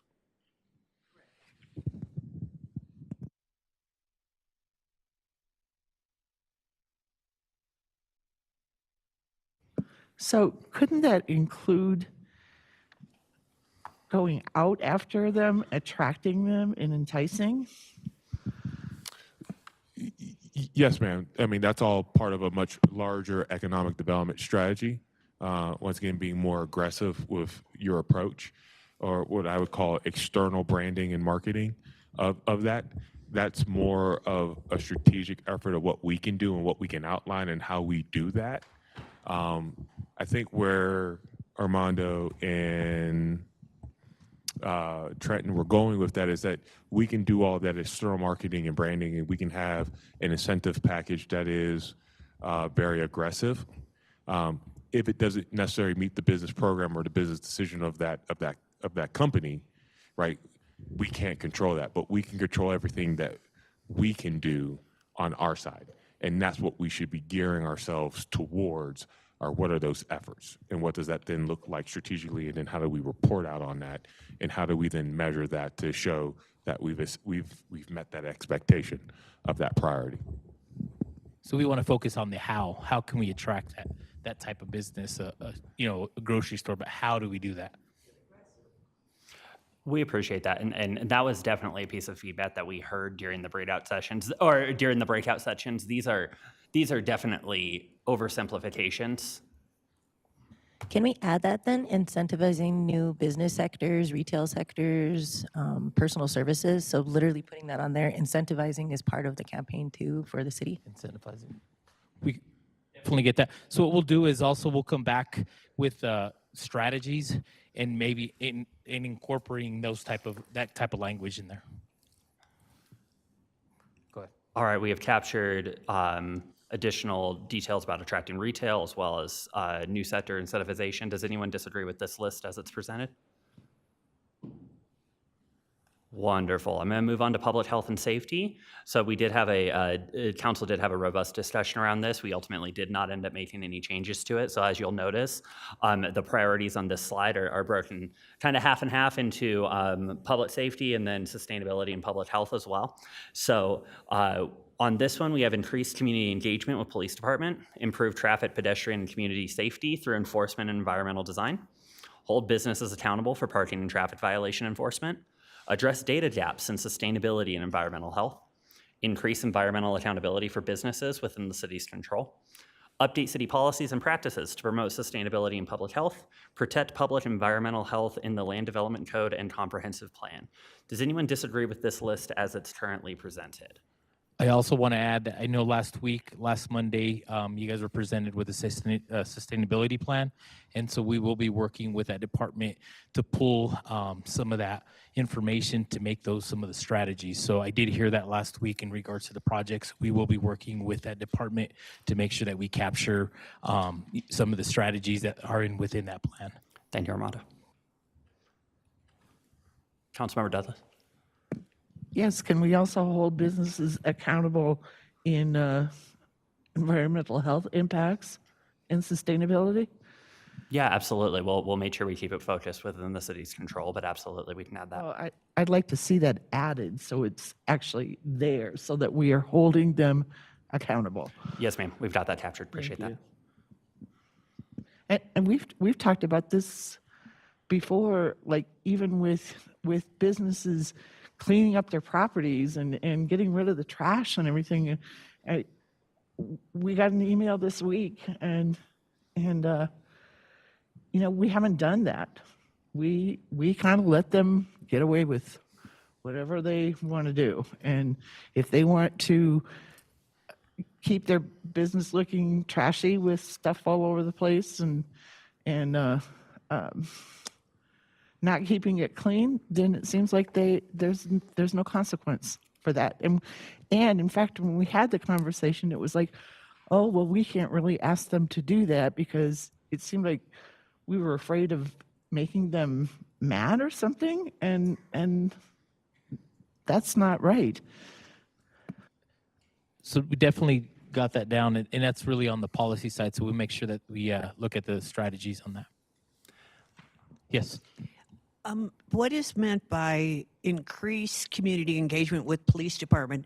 Do you mean increase police department engagement with the community? Is the community not engaging with the police department enough? Yes, ma'am. I appreciate that. So this was actually an amalgamation of a couple of different comments. There were a couple of people that talked about humanizing the police department, and then there was a couple of notes that talked about increasing engagement opportunities, neighborhood meetings, and the police reaching out to the community. So this is an amalgamation of those two different types of ideas. Okay, so we would want to reverse that then. In what sense do you mean? Police department engagement with the community. Yeah, it's community policing is my understanding is the term that they use, but that's what when we took down the priorities, that's what it was. That was the discussion. Noted. Thank you. Any other comments? And I agree with Councilmember Douglas. Wonderful. I'm going to move on. Infrastructure and transportation, no notes on this one. This is talking about public infrastructure facilities and transit.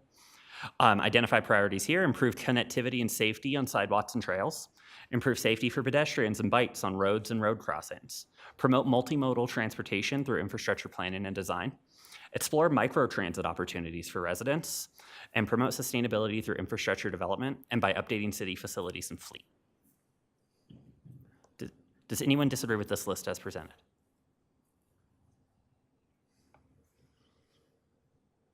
Wonderful. Let's move on to housing.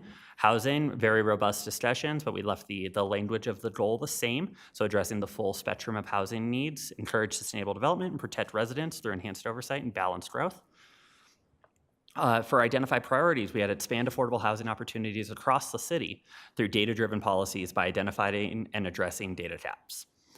Utilize new development strategies to achieve development outcomes through things like land banking, inclusionary zoning, and integrated housing policy, for example. Reassess standards for rental properties to protect residents. Expand permanent affordable housing opportunities to support the unhoused community and the at-risk community. And promote greater transparency of housing costs for current and future residents. Is there anything, does anyone disagree with this list as presented?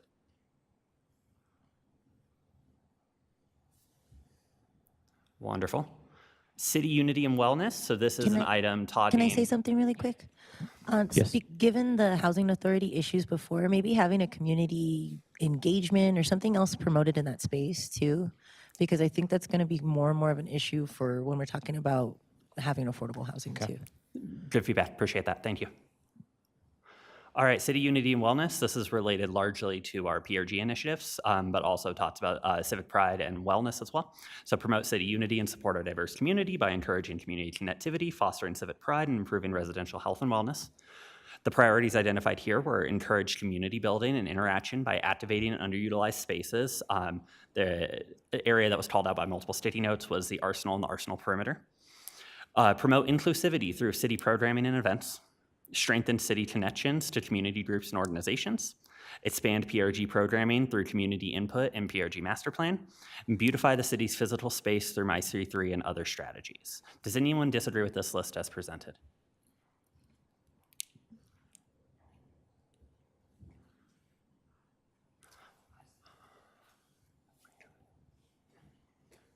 Armando.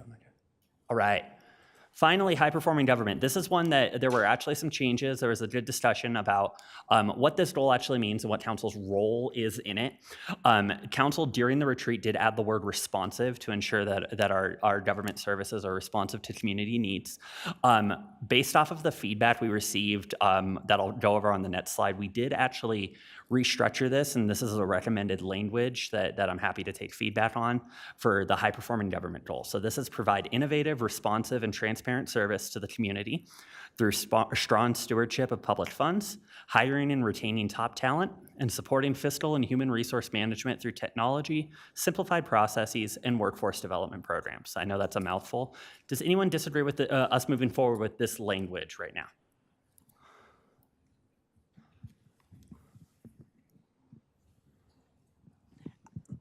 My question on this one is why it's limited to hiring and retaining, finance. It's finance and human resource management. That's it. That's what we're looking at in this. And I found it surprising when we did the high performing government breakout session that the only people at our table were finance, human resources, and city clerk's office. And if there's anyone who in city government who is very detail oriented, it's that group.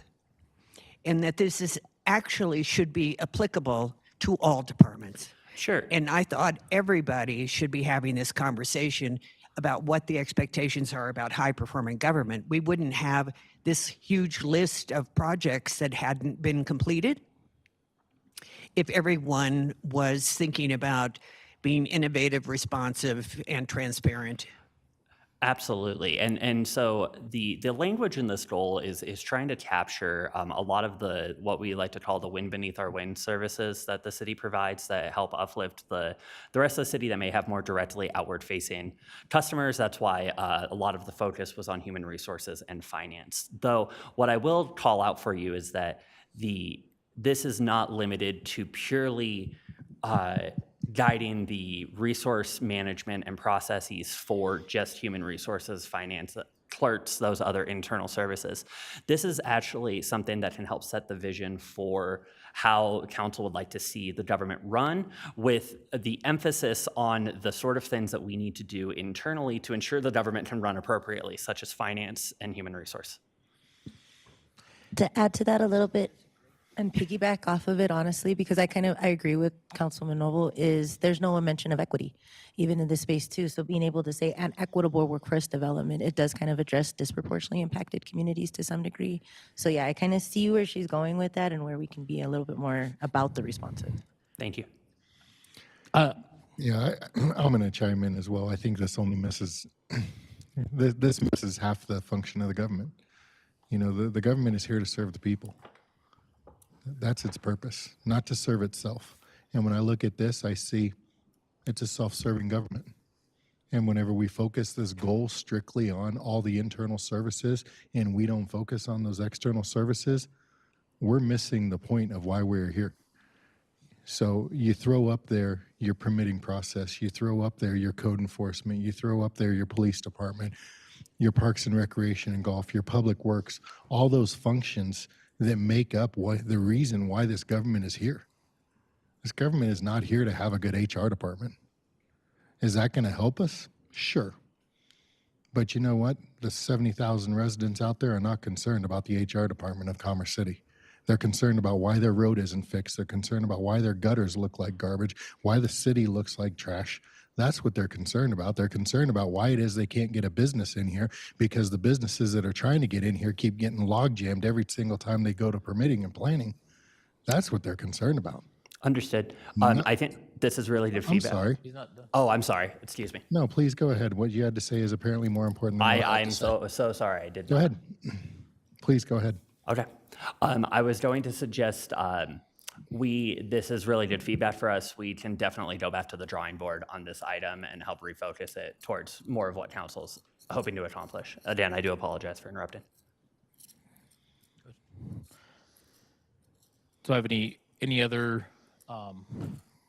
feedback on that? I totally agree. I think that we'll focus on incorporating the city overall. Mayor, I definitely agree. We'll come back and have some more updated verbiage on this one for you. Excellent. So part of the discussion, there were some identified priorities, including providing greater transparency of costs before the start of new projects and initiatives, assessing, evaluating, and communicating workload management and staff capacity, engaging with partners to develop and expand workforce training opportunities for the city, simplify city processes to improve customer experience, and increase transparency of city purpose, processes, and projects through consistent and timely communication, electronic dashboards, and all agents civic engagement opportunities. Does anyone disagree with this list as presented? I know that there's council is looking for some changes along the language, but are these priorities that council would like to see captured?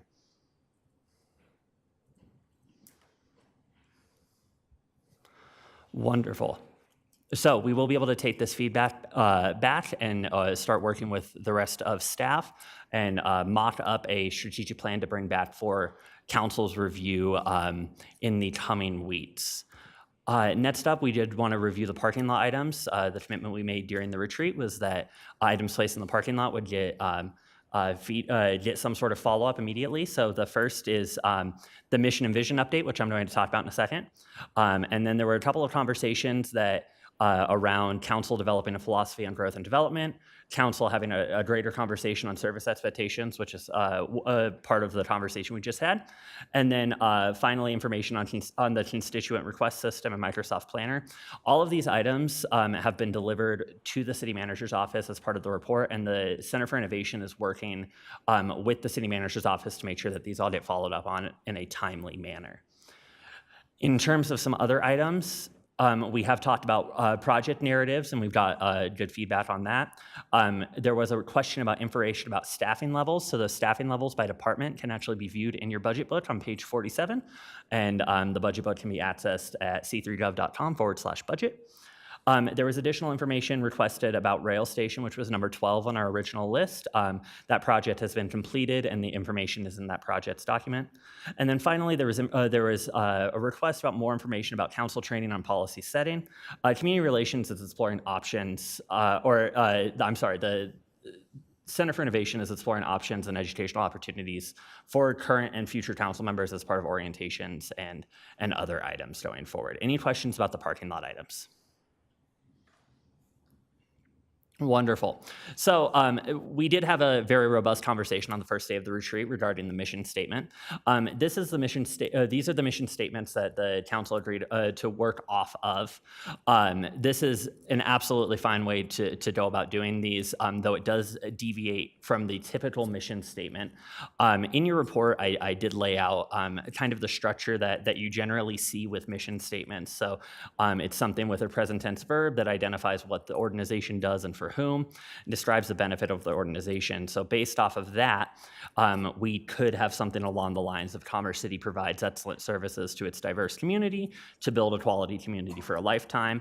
We'll come back and have a deeper conversation about this mission, but I did want to just plant the seed around this. There's also another way that we can incorporate some of these larger items that council wants to see reflected.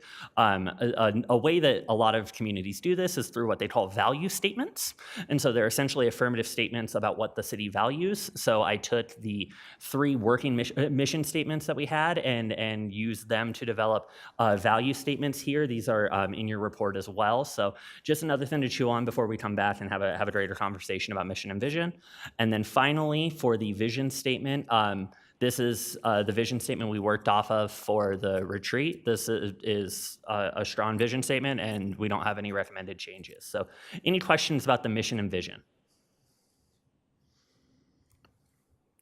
Wonderful, thank you. Hold on, I have a quick one. On the mission statement, what we recommended, is that something that this council would want to move forward with to start exploring? Or do we want to keep the 3-paragraph mission statement that was originally brought up during the retreat?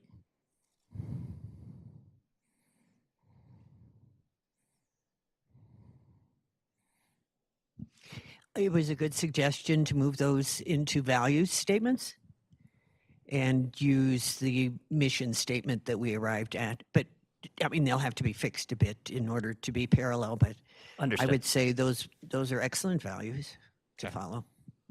Good idea. Anybody else? Okay. Well, thank you.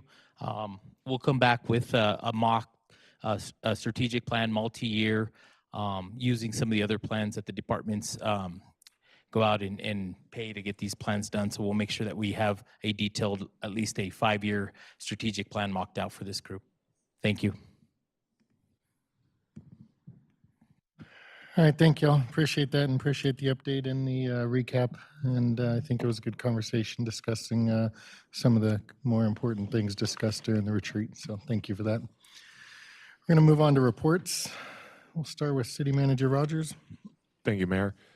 Coming out of the City Manager's office, want to share information about Spread the Love food drive.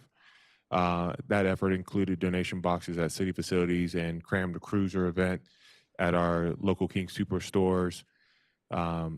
We came in shy of about 800 pounds of collected donations. So kudos to the team for that effort. That's going to be sent out to Metro-wide food banks. So kudos. As it relates to information coming out of Public Works, we've had a number of different illegal dumping cleanups that are occurring last week and also into this week. We had large items checked along our southern industrial area of Ivy and 48th. We continue to see continued presence of dumping. So I know we are going to be increasing our presence not only through our community response unit, community response unit, also PD and PW. There's also a heightened sense of collection of shopping carts that we found in our core city throughout, particularly along 60th Avenue, Holly Park, and other locations. And then obviously we are also starting to look at debris along Quebec Parkway. Potholes continue to be an issue. We're still using cold mix because of the, I'll call it varied weather as it relates to those pothole patches, but we are addressing those as those come about. And hopefully as we start to get into warmer weather, we can flip over from that cold mix. There's been a number of different traffic signs that have been put back up, in particularly just due to the numerous storm events that occurred over January and February, so hitting that hard. We're continue to work around the Kemp Elementary work order for obviously school safety signs. Most of those signs are up, and we're hoping to have it be complete as it relates to thermal markings on roadways by the end of this week, or excuse me, within the next 2 to 3 weeks. And then obviously we're starting to remove various winter decorations as well. Within PRG, we had the Adams County Mayors and Commissioners Youth Award on March 9th. We were able to recognize 12 students, and we had approximately 70 people in attendance for that banquet. The county banquet is going to be held on Thursday, April 20th.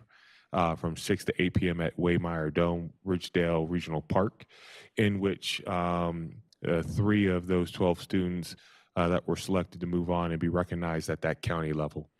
We did have a handful of council members in attendance at that meeting. Last but not least, just for a brief discussion by the council about what they would like to do about the March 27th study session. Right now, we currently slated have 4 items: marijuana licensing overview, code changes, marijuana moratorium presentation and discussion, a discussion about our homelessness programming, Chambers Road widening discussion, and city council meeting automatic adjournment discussion on that agenda. What I would share is that we will have 3 council members who will be not in attendance due to the National League of Cities Conference. So that will only leave us with 5 in attendance. And we have quite meaty discussion topics on that agenda. So my question is, do we continue to charge ahead with that agenda, or would council, given that we're not going to have the full body in place, elect to cancel it? I think it would be a shame to have a conversation on those important topics without all of us here. So I think for those of us that are going to be left behind, I think that we will enjoy a night with our families.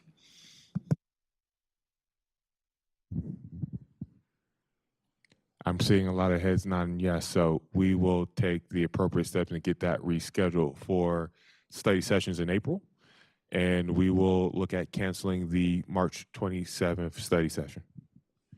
And that concludes my report. Thanks, sir. Does anybody on council have any questions? Mayor Pro Tem. Thank you, Mayor. Mr. Rogers, I was just curious, you had mentioned that the city is assisting with cleaning up businesses. So is the business owner being charged for the cleanup, or is the staff having to do that on their own?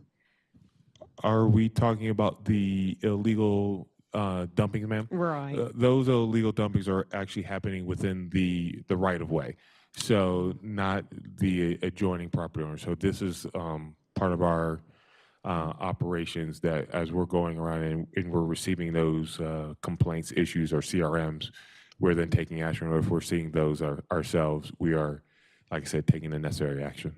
Okay, thank you. That's all I have. Any other questions for City Manager Rogers? Thank you, sir. Appreciate your report. Interim City Attorney Geiger.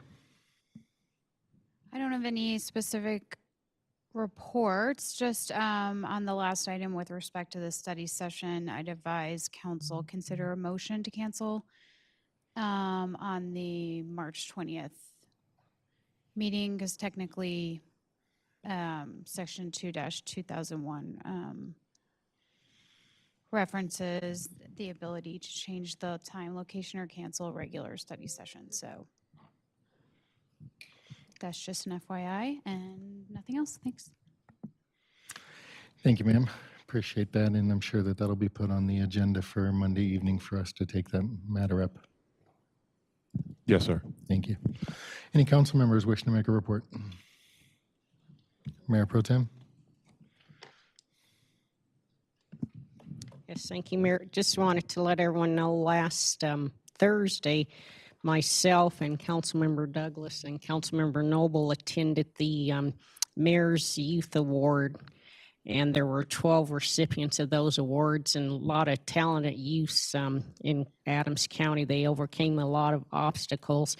And then today we did one more interview for the Environmental Policy Committee for the board and commission, and still just want to encourage all the residents, if they're interested in serving on that board or any other boards, to go to our website. If you can't get to the website, we have paper copies, and we would be glad if you reach out to us to make sure you get a paper application. That's all I have. Thank you.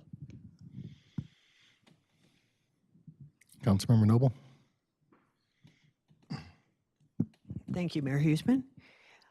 On Tuesday, we had the Landmark Academy parking meeting with residents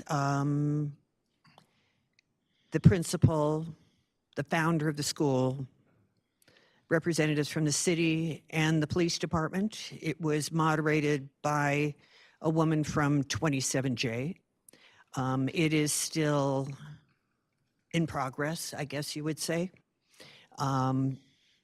Landmark Academy agreed to stagger the departure times to see if that would have an effect. At the start of the next school year, they agreed to close the side doors, which had been causing kind of chaos as everybody left at the same time. And we didn't get any particular assistance regarding parking or any of the other traffic issues. So I would like to reassure anyone who's worried about schools in their area, no one's getting great benefits on that one. I don't know how to solve that problem. I did ask about, I mentioned the fact that the council had talked about hiring consultants to do that. There were a team of officers to do that exact kind of work, give tickets and so forth, and parking tickets. So basically, I just want to say that whatever needs to happen at all the schools around this area, we need sort of a larger look at it, because Landmark is just one of them having this problem and it isn't solved yet. I also attended the Oasis Park meeting on Tuesday night. That was very well attended. Oasis Park and Second Creek Farms Park. Both neighborhoods came, so that was really fun. I think they seemed very pleased at the progress that had been made. We had a policy and governance committee meeting on Wednesday.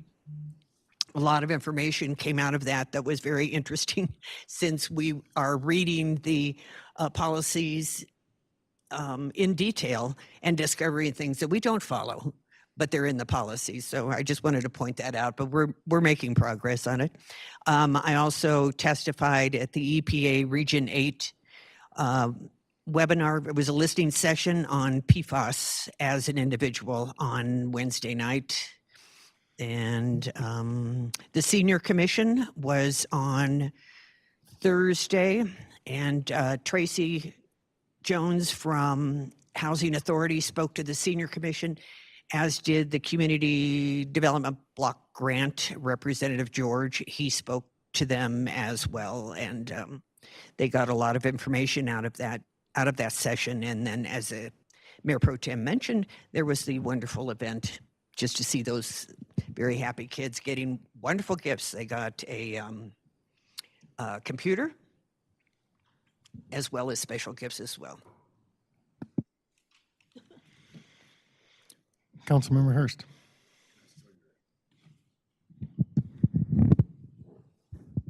Yeah, real quick. I think one relevant thing that I did this week was attended our normal AdCog monthly meeting to talk about the next steps in the TIP process for Dr. Cog. I think that went well. One of the things that came out of that, well, I guess I have to say I was vice chair last year, and they made me chair at that meeting. But I think one of the relevant things for us to consider moving forward is that Brighton wants to, at least a couple of council members on Brighton want to come to the table to talk about expansion on 120th in front of Prairie View High School and the middle school. So basically from Sable to Highway 85. Obviously there's projects on both sides of that are in Commerce City. So even if it has $0 impact to us, I think it's very important for us to participate in that. It's a tougher place to solve that problem because of right-of-way. And then just quickly to piggyback on Councilwoman Noble's discussion around school parking, I think we should look at having a regulation in the city around the roads around schools. I believe if we made them about 4 feet wider, a lot of the issues that are happening currently around schools would be less impactful. So one of the things you see is parents park on both sides of the road, and then the two-way traffic isn't two-way anymore. It is one-way. And that slows everything from clearing up and creating new parking spots and everything else. That doesn't fix today's problems, but I'm saying in the future, looking at non-residential width on roadways around schools makes more sense because of that 15 minutes of chaos as school gets out. You can't get two-way traffic going with people parked on both sides of the street. Councilmember Douglas. Thank you. So I attended the Landmark Academy traffic discussion as well, and I thought it was encouraging to have everybody come to the table, at least make people feel like we're paying attention to their needs. We didn't resolve anything, but it was a start, and it has to be an ongoing discussion. It just can't be one and done. It's going to have to be probably many meetings, but to have the first one was great. Also attended the Policy and Governance Committee meeting and the Mayor's Youth Awards, and that was fantastic. That was the first time that I got to do something like that, and so I really enjoyed myself, even though I messed up the lineup of the presentations, but we managed to pull it back together, and a great time was had by all, and it was so great to see those kids and their students and how proud they were of themselves for achieving and overcoming difficult situations. So I congratulate them, and I also congratulate the people who nominated them, because it takes time to put something like that together and put the effort in to nominate, and so many of those people attended with the nominees. So it was a really wonderful event. The food was really great too. It was Bison Grill. And then also attended the boards and commissions meeting to interview for the EPAC. Thank you. Any other reports? Seeing none, have a good night. We'll see you next week.